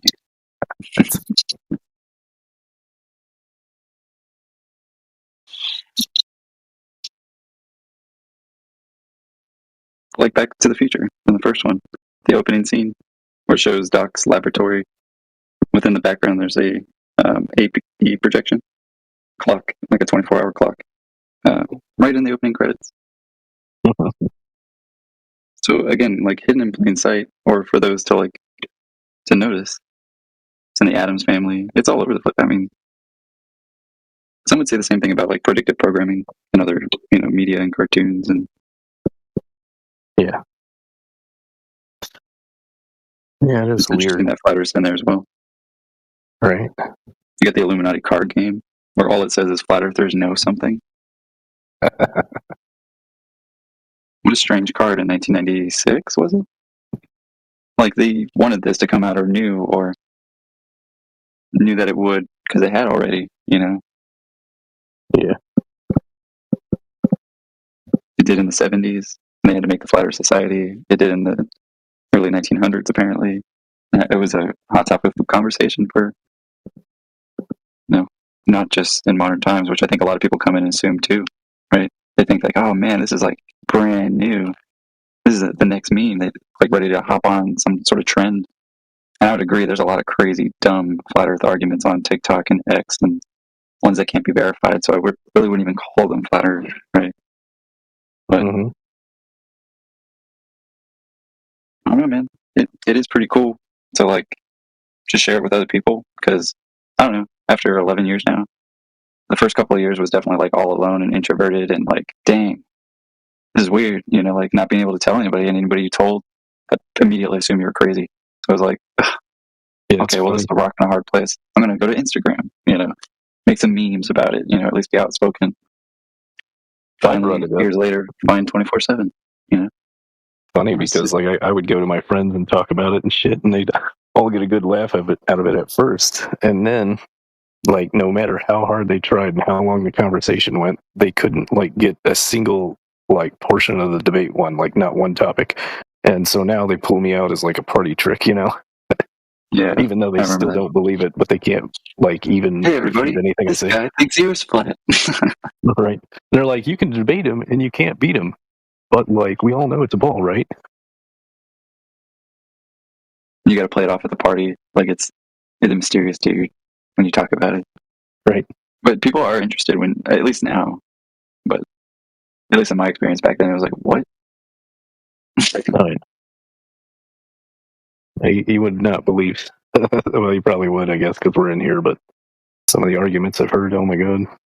Yeah. Like one guy picked up a basketball and said that was proof that the Earth is a ball. And I was like, oh my god, this guy.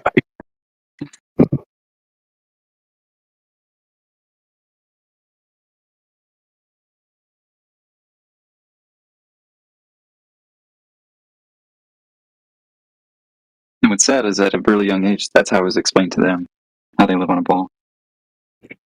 They may have even been the one that like spoke up and was like, how do you know that? And they had some gym teacher pick up a basketball and with an aggressive face be like, this is how you know. And, as an early developing child, you're like, all right, I get the point. Like, basketball equal globe equal basketball. Unfortunately, I mean, that's what trauma-based mind control is all about. Right. Reinforcement. Make sure it's through like, primitive emotions and fear, unfortunately. And I think people have an innate fear of being considered stupid in society.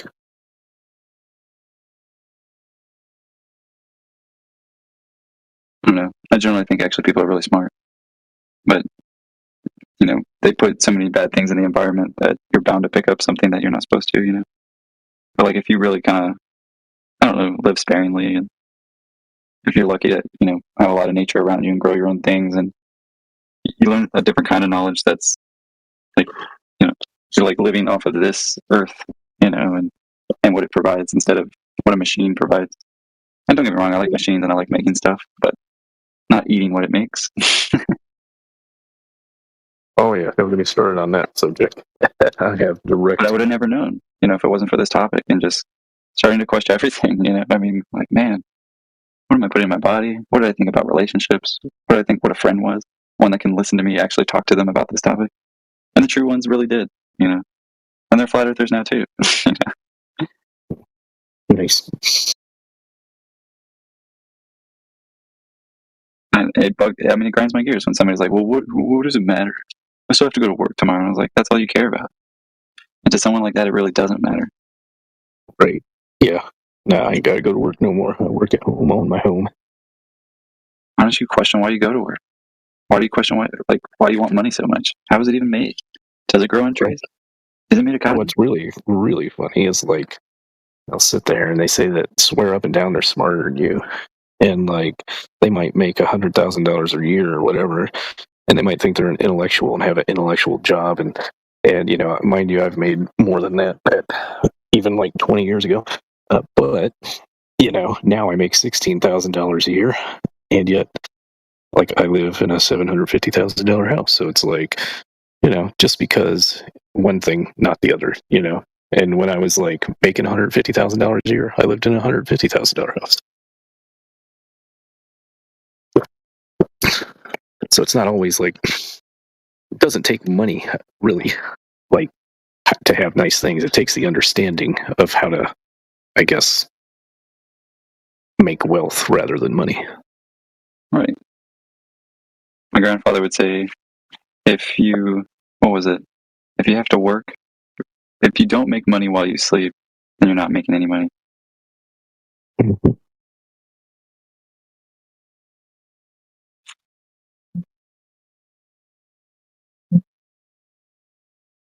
But it's stuff like that. That's what I really do appreciate about flat Earth too. Is it's one of those topics that isn't a conspiracy theory. It can be proven for anybody. Anybody on Earth, right? And that's everybody. Unlike actual conspiracy theories like JFK, like that stuff. Like I still think about it, or like you'll see new information on, and you're like, man, is this all bunk? Like, what is the deal? What happened to him? But like that stuff you just may never know. But in this case, don't get me wrong, there's definitely unknowns. But it's one of those things you can actually test the globe for yourself and see if it is true. Is that globe that they put in the front of the room actually what reality is? And if it is, like, why does it need to be reinforced so much? Yeah. And why does it cost so much? Right. And here's another fun fact.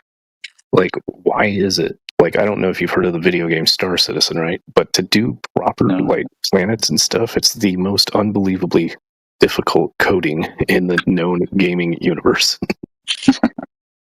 I would imagine, especially on a square pixelated screen. You'll never really get a curve.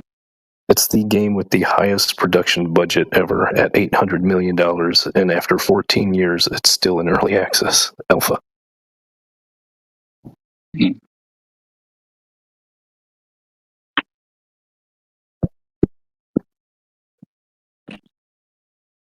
Yeah, I'm so used to Cartesian planes like Minecraft or modeling software like Inventor and Rhinoceros. But it's the same thing. I'm stuck in sort of an infinite realm all the time in a digital world, making architecture and modeling objects and things that have to work all the time, so I can 3D print them or laser cut them or CNC them, or what have you, right? But like, I don't know. I think some people, the reason they don't even question their globe is they're not even really in any type of field that really pushes reality at all, right? Maybe they have a job that's in accounting where basically you just count money. And don't get me wrong, that's a smart task and a needed necessity, right? Definitely good. But at the same time, you're not going outside usually and looking at the horizon or finding level or, so I don't know. I don't blame these people sometimes, their reaction, but the absolute absurdities that go through this room, I think it's just an anomaly of the internet too, but sure is entertaining. Sorry for the noise in the background. I'm chopping up some 3D prints. That's cool. I can't even hear it. Sweet.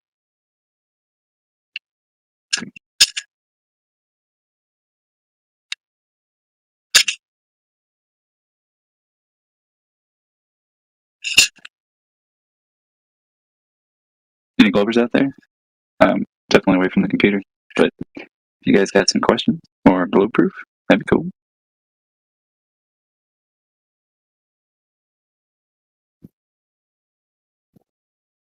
Take that as everybody knows you're at this spot.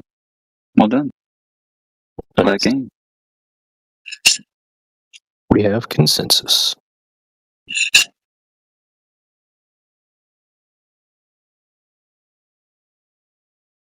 Well, we do have Liam, at least, attending now to tell us how he knows for an absolute certainty that the Earth's a globe. At least we have that. Oh. Can he, like, articulate that with speech? Yes. Yes, he can. I'm speaking for him when I say that, with my speech. Oh, interesting. Okay. Dang, you gonna take that, Liam? Liam, elaborate for us.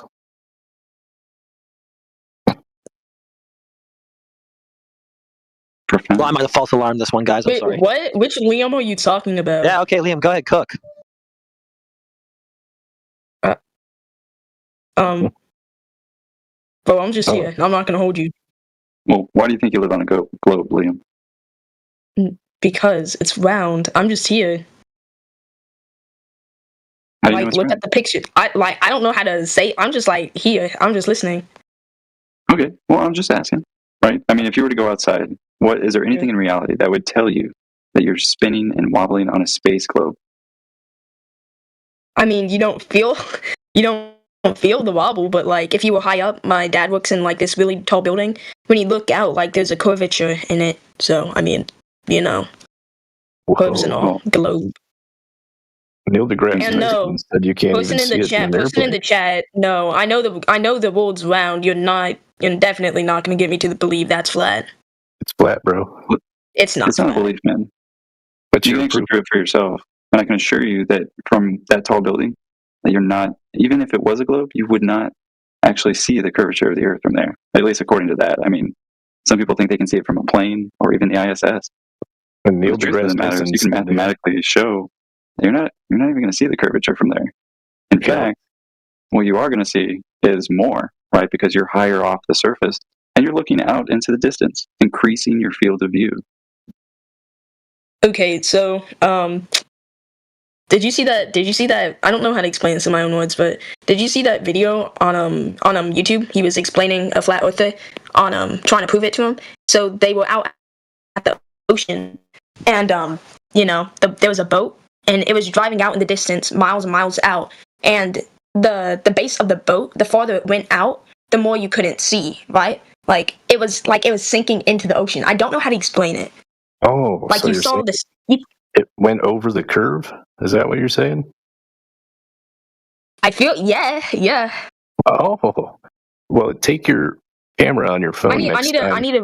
rewatch the video to explain it better, but Well, you can take your phone yourself next time when you're at a basketball court, and I want you to put it underneath one hoop, okay? Face it towards the other hoop. I want you to hit record, and then I want you to walk from that hoop to the other hoop and come back and see what happens. Okay? Can you do that for me? okay. So are you getting at the fact of I don't? Oh my gosh, I I'm getting can't at the think of fact good that words. on Can a you flat, explain to me? on a flat surface, you will disappear from the bottom up with that video. That's why I want you to do it. I see what you're getting at, but in the video, He's giving you it a was the part, demonstration. he was miles and miles out. Being a couple feet out isn't going to change it because we know I can the do Earth it. is very. You can do it on a flat surface no matter how far away it is. It can be walking 10 miles. It could be walking, I can show it to you on 5 feet on my countertop.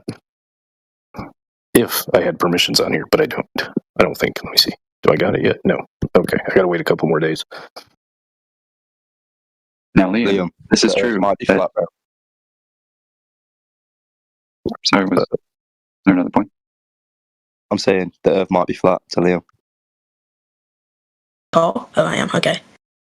I am back. Well, it's definitely something to consider because, I mean, don't get me wrong, we can bring boats back into view and prove that it's actually optical, right? However, that doesn't quite prove that it's not a ball yet, right? However, in this case, they actually gave us the geometry, right? You there, Liam? I just joined. I only heard the word geometry. Do you know the geometry of the globe?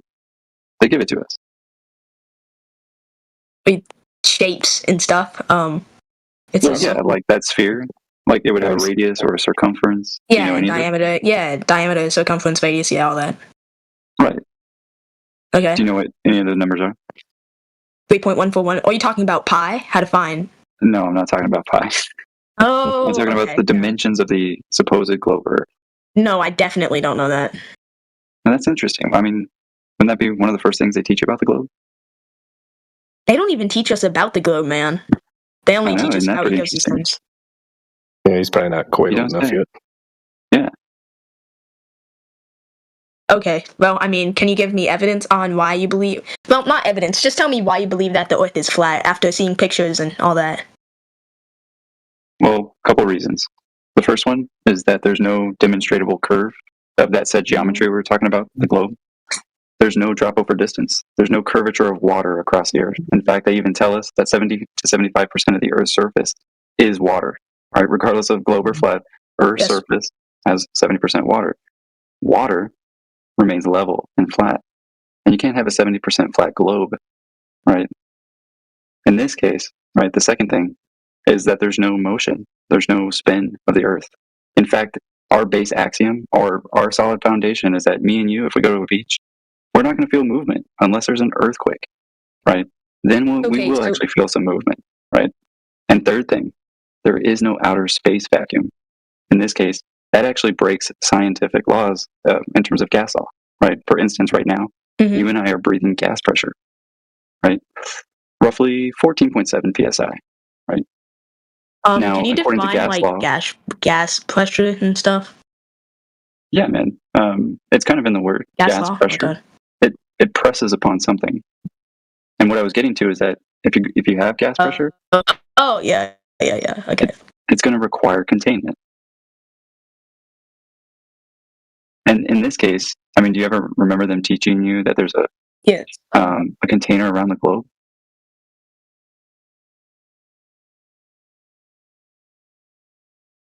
Seemed like it was lagging out a bit. You still there, Liam? Container? Are you what? Container? Are you talking about the universe and how it's like? What do you mean container? Well, they taught you that there was a universe, but honestly, when you go outside and you look up in the sky, you see the same lights. That's a fictitious place that breaks natural law. Because you can't have gas pressure next to no gas pressure. The space vacuum, the universe, the ones with all the planets and the galaxies and the infinite craziness and stories and parallel universes and black holes and all kinds of stories that you or I will never be able to verify. Because it was made up. And the reason we know that is because the place itself can't scientifically exist. Because you and I were breathing. Those are the facts. Can you give me another reason and dumb it down? That's a lot. Sure. Water is flat. Thank you. Right? It lays flat. 70% of the Earth's surface is water. Therefore, the Earth is a topographical plane that is flat. I mean, we still have hills and mountains and valleys, but the water sea level is the same for everyone across the continents. What do you think about the moon then? It's beautiful. Do you think it's flat too? I have no idea. I see the same light in the sky that you do. And I actually understand a lot about three-dimensionality. By light in the sky, you're talking... I'm just asking on what you think about the moon. Like, do you think it's flat too? I don't think about it all the time. I see the same circle or the crescent sometimes. I see it eclipse at certain, cycle. I see the same things that you do. I live on the same Earth. But we've been told a story through the sky, right? When they taught you the globe, they usually actually pointed to the sky, not the ground, right? Hold up. Okay, I just want to say something. So, you know how... So, think of the world as being flat, which you obviously do. And you know how the moon, like how it turns into like a raining gibbous and all and stuff? That's the sun. We know that. That's blocking the moon, yes? You don't even have your globe paradigm right. That's not the shadow. That would be during an eclipse. You may be mistaken. You can look it up if you want. But you'll find that flat earthers actually know the globe better than most globe believers. How do I explain this? You know how the moon changes shape? Just look it up. Take your time. There's no rush, man. We're here 24/7.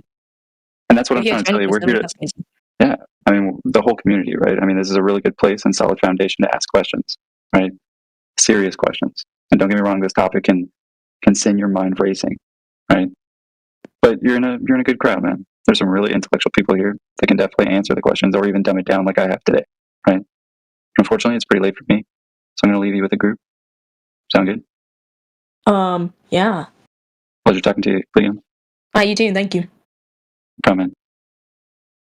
Observations in whatever location you are. If you really cared, Which you could I fly. have, If and I you said really, I okay, have. okay. Well, we'll get yours in a minute. If you really cared, you could fly out to Michigan and you could do this observation yourself. So, but your observation is whatever you're claiming to be your observation. You're being extremely vague about it. Would you like to give us some more details? I don't remember. I remember it was in Coney Island, and there was some highway. I think it was a highway. There was like some island. I'd have to like look at actual Google Maps and like find out where I was. But there was something off in distance that was like dropping off, and this was like 2 years ago. So details are a little fuzzy, obviously. But there was a bit of a drop, for lack of a better word. I was also able to people see on the things. ground, right? And I was also in a Ferris wheel, and in the Ferris wheel, I was able to see way more than I was on the ground. Yeah, when you go up, you see more. That's right. No, like I'm saying, like things like boats that like seem to disappear behind the horizon when I was on the ground. When I was in the Ferris wheel, I was able to see the boat again. Okay, you can see higher when you can see more when you're higher. So, do you understand that if you're going to try to make an observation, what you have to do What do is you mean I can see more when I'm higher? What does that mean? I mean, you can. Why do you think lifeguards sit in a high chair at the beach so they can see more? What do you mean? You can see more when you're higher. Because it gives them a wider angle. Yes, doesn't mean they objectively see further though. That doesn't make them see further. Objectively can see. It gives them like a wide island. Okay, Subdued, were you trying to say something? Because your voice is really low. Actually, yeah. No, okay. Someone said, of course you do fucking in it. No, because if I stand wasn't at the edge, Subdued. That was somebody else. Okay, but either way, I like to I have a very good rebuttal to that. If you're standing at the edge of a pool and then a lifeguard standing like 12 feet up, you can still see the edge of the other end of the pool. Like you're not talking about like a 60-mile long fucking Olympic pool or some shit, which just doesn't exist. But in a pool, you can see an ocean. Lifeguard can't see. There's no point in lifeguard seeing like millions of miles out or whatever. Bad number, but just I'm trying to illustrate a point here. They don't really need to see the distance isn't the problem. It's the angle. They need a more top-down view so they can like see the details better. Or not really details, but kind of make people out. Because if you're looking directly onto the ocean and someone's drowning, it's kind of hard to tell. But if you have more of a top-down angle on it, you can see the water moving and that there's a discoloration of like a person, like a white or black person in like their swimming suit or whatever colors they may be, mixed in with like the clearish bluish water. It's easier to tell those differences. It has nothing to do with like a lifeguard can just objectively see another mile or so. That's not why. Yeah, that was a. What I'm talking about is like you can see beyond the curve. You can see more. What made you imagine that you were seeing beyond the curve? What made you imagine? It wasn't imagining. Because that doesn't make any sense. Are you saying you saw curving water? What are you saying that you saw? You saw curving water at the horizon, or did you see a flat horizon? It appeared to be flat, but you could tell there was a dip. Oh, you could. There's a difference, okay? Because like I said earlier, with the boat I could not see from the ground because it appeared to disappear behind the horizon. But when I go on the top of the Ferris wheel, I can see the boat comes back into view in the same spot it's at, mind you. It's like it came closer. It's almost like there was something with the curvature of the Earth. I'm not done. There was something, maybe possibly the curvature of the Earth hiding the boat, and as I get higher, you see further over. A lot of multiplication of words for something you could have just said yes, there was a curve or not. I mean, it seems like you're being a little bit shifty here. Was there a curve? Do it on a basketball court. Was there a curve, or you could give me 1,000-word soliloquy here for how you can't definitively say there was a curve? From you think there was a curve? You don't want to come out and defend a curve? Yes, there was a curve. There was a curve. There was a curve. Okay, prove it. There was a curve. I just did. And how is it? Because how is it that you walk in a basketball cannot exist on a flat Earth from the bottom up? What? Okay, so we have like 1,000 different fucking spiraling globies talking over each other right now. Sorry, what? I'll give you a better picture. This isn't what I personally saw, but I'll just give you a better to illustrate my point. What's the proof? Just give us a syllogism. How about I'll give you a picture that proves that there is a drop. That half of the rig disappears behind the horizon line because it is lower than, or not lower, but you know what I mean? The horizon line. So is the horizon geometric? Is that really relevant to what I'm seeing? Yeah, because if it's not, then it's not the leading edge of a sphere that you say it disappeared behind, so this won't be proof of what you claim. It's the perceived horizon. Okay, so it's an apparent horizon, which is redundant because horizons are already apparent anyway, so it sounds like not geometric. because we don't really on a globe Earth. There isn't any geometric horizon. It is an endless circle. There isn't a geometric. Okay, so that's a term for the leading edge of the sphere, basically the tangent point where your line of sight is going to meet with the curve. Hence the perspective horizon. That's pretty much what I just fucking said. Okay, so you said no, not a geometric horizon. Then say yeah, pretty much what I just said. No, I said it's the perspective. So, yeah, you're sandbagging the conversation. Obviously, is it the leading edge of a sphere? I guess by that definition, it would be then. Yes. Yeah. Okay. Well, is it at 1.225 miles times the square root of the observer height in feet?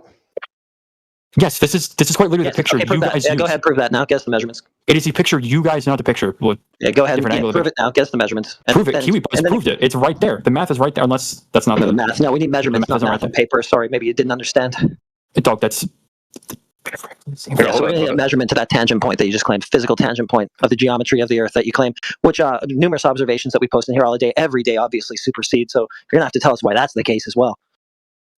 And then Would prove you that say? too. After you tell us, Let me ask you this though: You people are fucking insane. Exclusive Like, to a sphere, Trevor? prove every Is that little exclusive? Okay, he's cooked anyway. Is there somebody else? He's already cooked. That's not Is cooked. You it guys. exclusive to a sphere, Trevor? What is exclusive to a sphere? Is what you're saying that you can see further as you go up Don't higher? even ask him that. Don't even ask him that. Yeah, yes, it is exclusive to a sphere. Okay, ask him that. Now you can prove that, Trevor. Now you can prove that too. Now you can prove that too. You can prove that when I stand up on a step ladder in the Walmart that I won't see further unless the Walmart is a globe. Go ahead and prove that. Good job, Trevor. No, I was saying behind the horizon line. Behind the horizon, is the horizon geometric? Apparently. Okay. Yeah, can you confirm that it is physically? Oh shit. No? I could take you to the fucking moon and you'd be like, the moon's not real. Shut the fuck up and try to keep bullshitting. Like 3 questions asked earlier. I want to know how committed to this take us to the moon. Yeah. That'd be I could take you to the moon, he said. Well, really, should we continue having this conversation with this guy? I gotta point out, it's kind of funny that he used the word apparently, because the horizon is by definition apparent. I told him that, yeah. It's redundant to call it apparent because it's already, yeah, like you said, in the definition that it is. So, why are you so fixated on the definition of a geometric horizon? Okay, listen, your wig is snatched. We already know you've got nothing, so you might as well take some pointers from us. You might as well take some pointers from us. You wouldn't concede to anything. Listen. There is no nothing. It's okay. Even when there's something, y'all wouldn't. You literally admitted to it like 10 minutes ago that you would not take any evidence seriously. Deal with a lot of globe sophists. You were about 2 out of 10, okay? So it might be time to just start taking 2 out of 10, how do I get better? You got to teach me. Yeah, exactly. That's what I'm trying to say. How do I get better? Well, first of all, you should know the term geometric horizon for absolute starters. Okay, all right, I'll write that down. Anything else? Yeah. Learn the formula. Okay, the formula for... Be 1.225 miles times the square root of the observer height in feet. That's what you're going to be defending geometrically.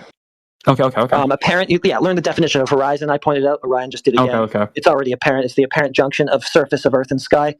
All sorts of things this. I mean, you're trying to bullshit people that know the topic. Like already bullshitting? Yeah, that's a good point. You guys are expert bullshitters. So it's not going to work out. Yeah, as my father always said, don't bullshit a bullshitter. You guys are really good at this. Okay, yeah. You take it that way if you need to. I mean, baby steps. We'll walk you through the cope. I should probably understand what horizontal is as well, if he's looking at the horizon. Yeah.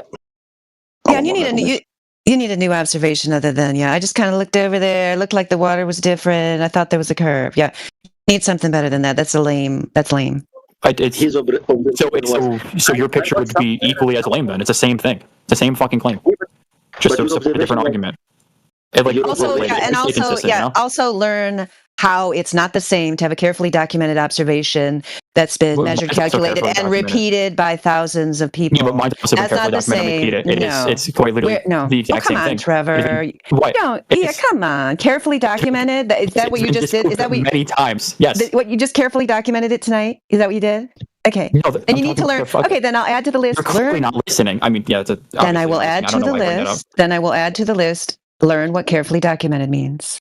Okay, so what does carefully documented mean? Because I keep coming back here with like definitions of shit, and you guys like scream no because you have your own interpretation of shit. So I just want to make sure that I'm not objectively right. I am right to you guys. I need to fit your narrative. If you guys could just give me a PDF file that I could just like study so that I can fit in here, that'd be great. Again, you need to understand it's just objectively I'm trying so hard to like understand how your brains work and become one of you guys. I want to be flat smacked. I want to know the truth, but like it's just not clicking with me. I don't know what's wrong with me. Horizontal is hard to understand, isn't it?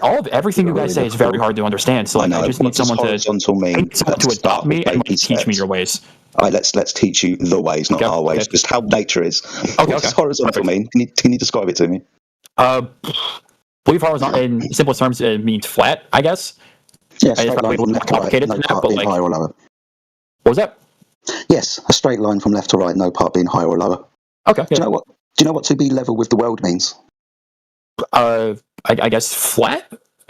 Kinda. It means to be parallel. With Parallel to the horizon. Okay. Yeah. So we get level from the Earth because it's horizontal. What's horizontal? The Earth. The thing that we're referencing, the horizon, where the surface of the Earth. Well, how do you know that? Yeah. Pardon? How do you know that? That's where you're losing me. How do you know the Earth is horizontal? How do I know what the horizon is? Or No, I'm not talking about the horizon. That's not what I asked. You guys need to learn to like listen to the words I'm saying and not just fucking go on a tangent about it. How do you know the Earth itself is horizontal? Oh, because it's measured that way. Who measured it? What do you mean it's measured that way? We all do. We just did a very small example.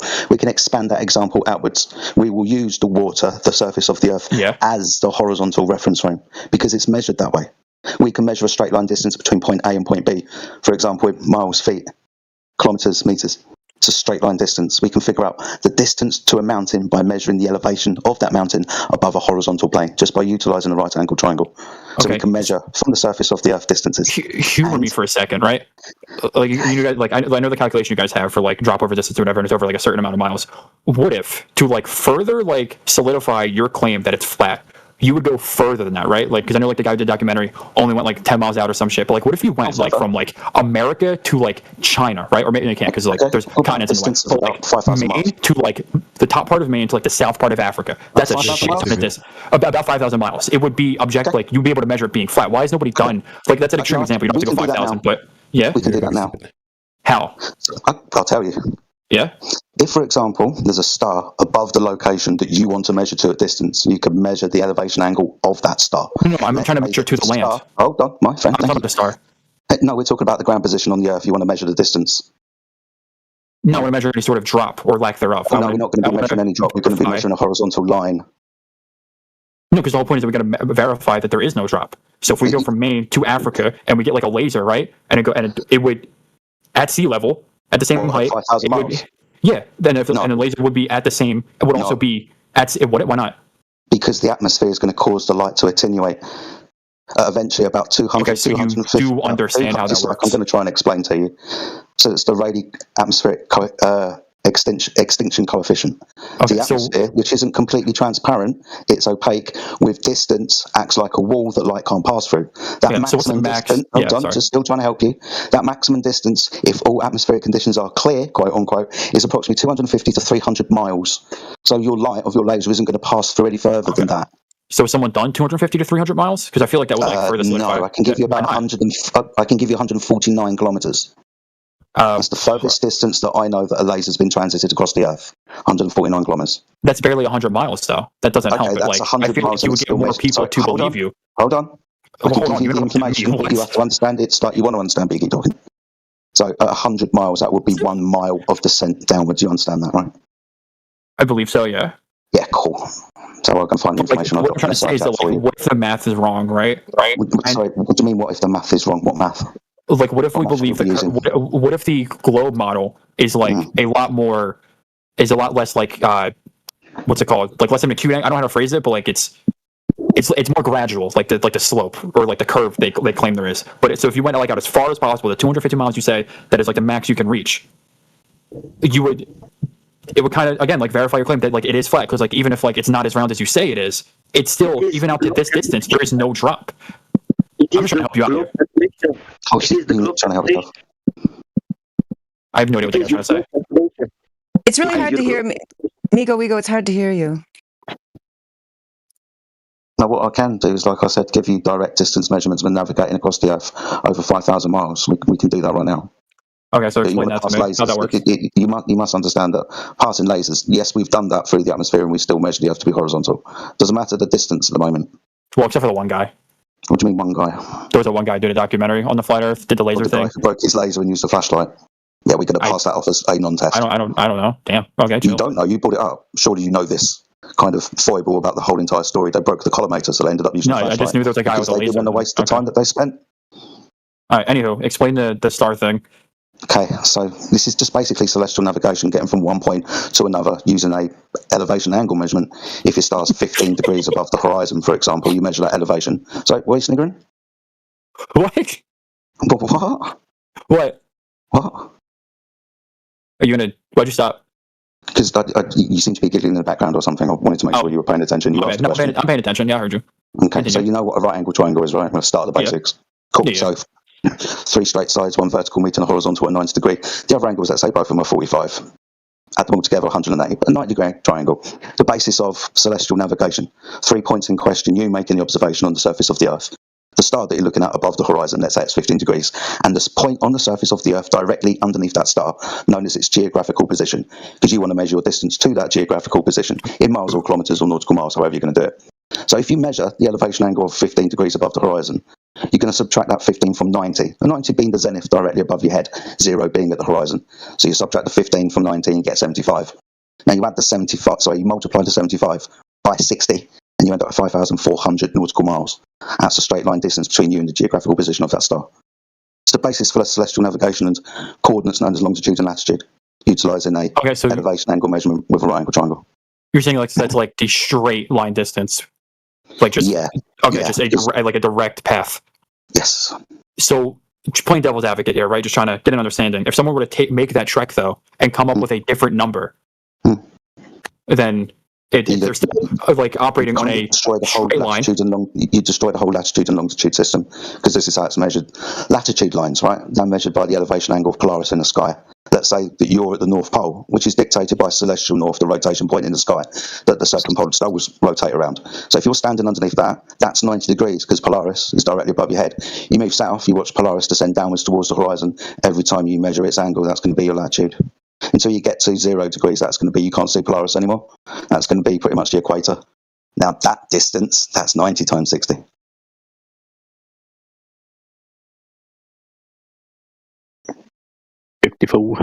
Yeah, not really what I asked, but all right. You wanted a measurement of the surface of the Earth. There you go.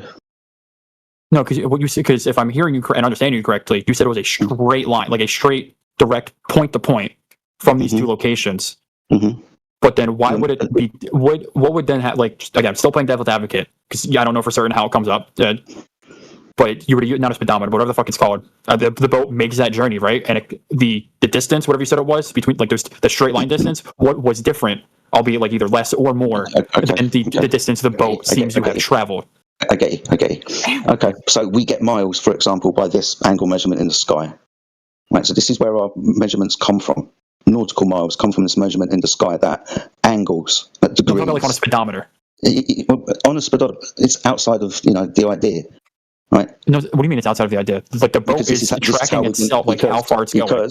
Because this is how we're going to measure it. This is the standard of measure. The distance is going to be this when you get to Polaris from that position. That is going to be the distance that you have travelled, because the miles is going to be degrees in the sky.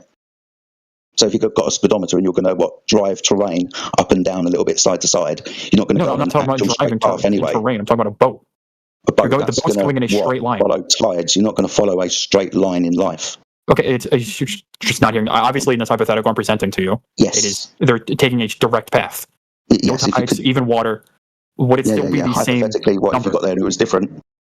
Yeah, like it's a non-argument, dude. It's already lost in a hypothetical. You don't understand the premise that I've put to you. Because where I'm going with this is like planes take a curved route. No, that I don't understand. So what do you mean? An aircraft is constantly banking, or does it have bearings that it flies in a more or less straight path to? Then when it reaches that longitude and latitude, changes its bearing again. No, planes go in a planes fly where they're told to go using corridors, mate. They have to fly if they've got 4 engines at least 3 hours from a fucking airport. Right? Yeah, but if the shortest distance is a straight line, why are they not going in that straight line? What do you mean? Show me that they're not going in straight lines. Because like using the math you were using, right, of like directing like the point between Maine and Africa and all that shit about the star or whatever, the plane would not take that direct flight though. It wouldn't go in that straight line. Or are you building a hypothetical? Show me the path that the aircraft takes, and then show me that this means the Earth is a sphere. I'm not saying that it means the Earth is a sphere. Again, I'm still playing devil's advocate. Okay, so it has a curved path. It follows corridors. The corridors change. What the fuck is a corridor? Sorry? What is a corridor? I'm asking you. Sorry, you don't know what a flight corridor is? No, I've never heard that word before. Okay, so it's like a freeway in the sky. It's like a freeway in the sky. Okay, so say for example, from North America to London and Western Europe, you will fly in one of, I think it's 6 corridors from east to west and 6 corridors west to east, there and back and there again. So it's like the lanes on a freeway. at different altitudes and at different like northerly paths or southerly paths. They change daily depending on the weather conditions. The times change because of the wind conditions. Oh shit! I just doing too much. In America, we call them flight corridors. You're also not allowed to. It's also, for example, I just point out the South Atlantic. Very few, if any, aircraft pass over this area of the ocean because.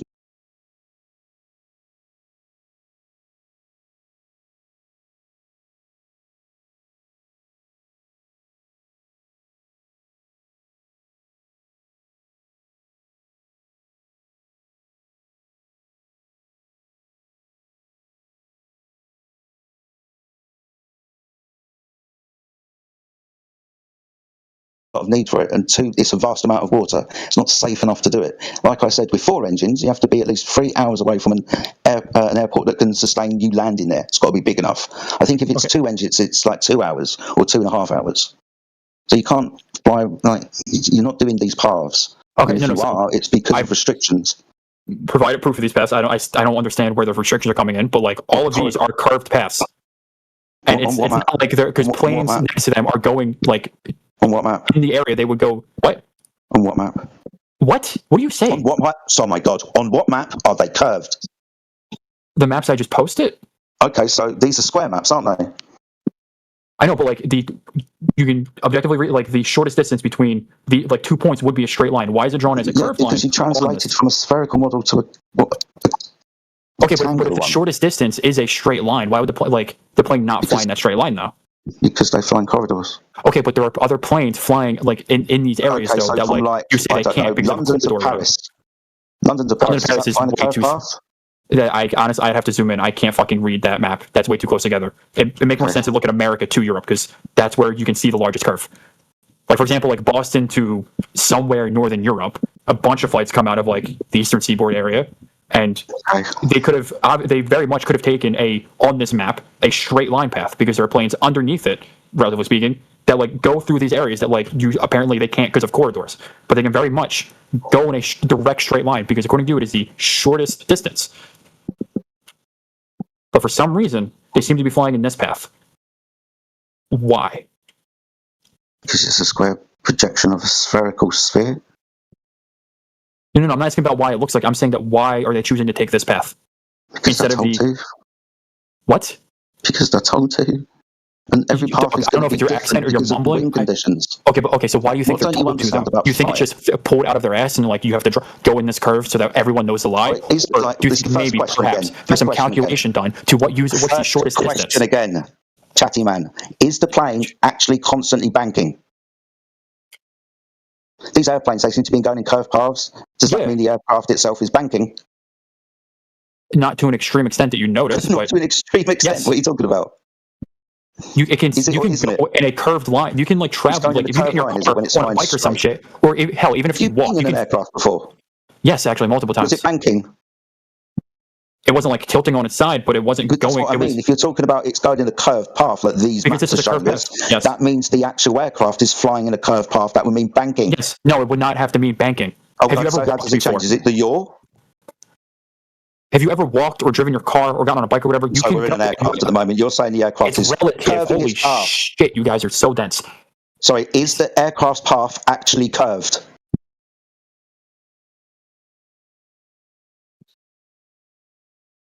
Trying to think of a way to answer this because like I don't want to piss you off and say like, it is curved because like we're on a curved globe and then you're gonna get all triggered about it.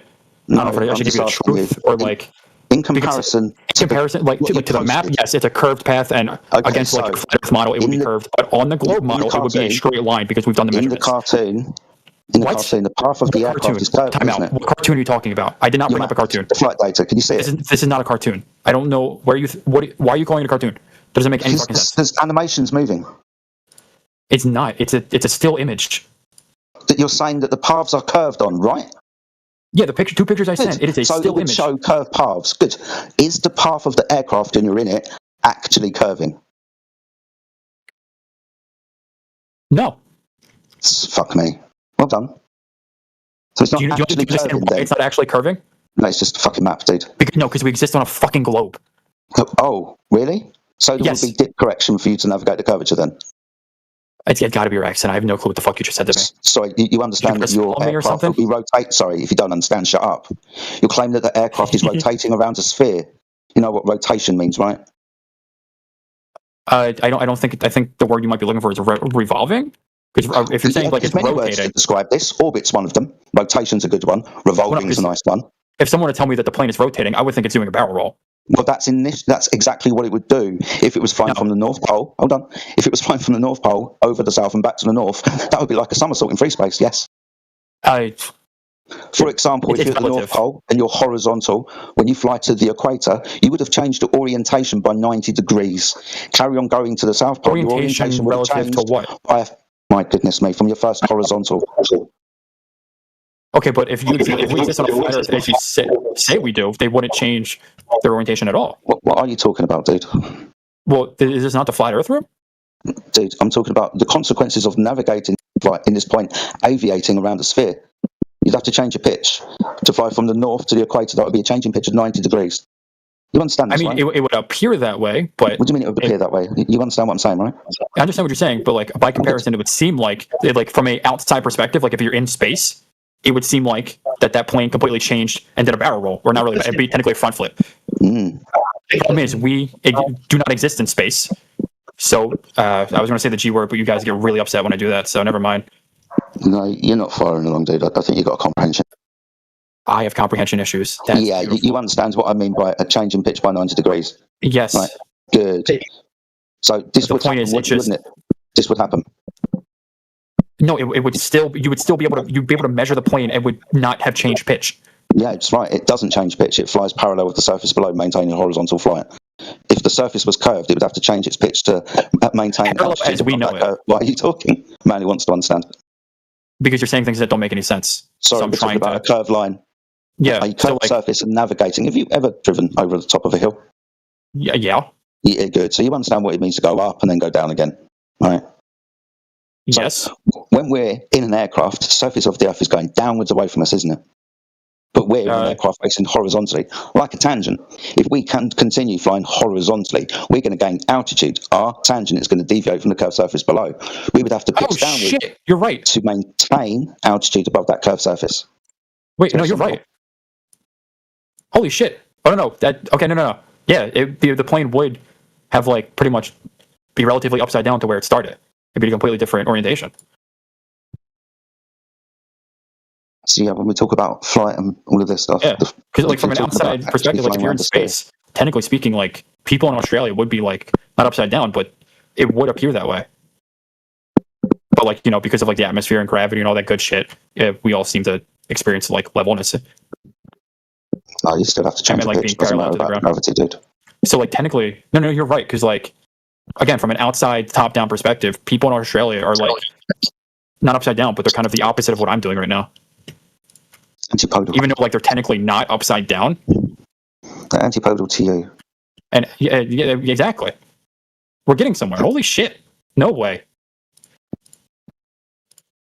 Which way's down, man? For me, down is, like, towards the floor. So, yeah, I don't know where you're going with that. That was just random. There's no down. You only got in.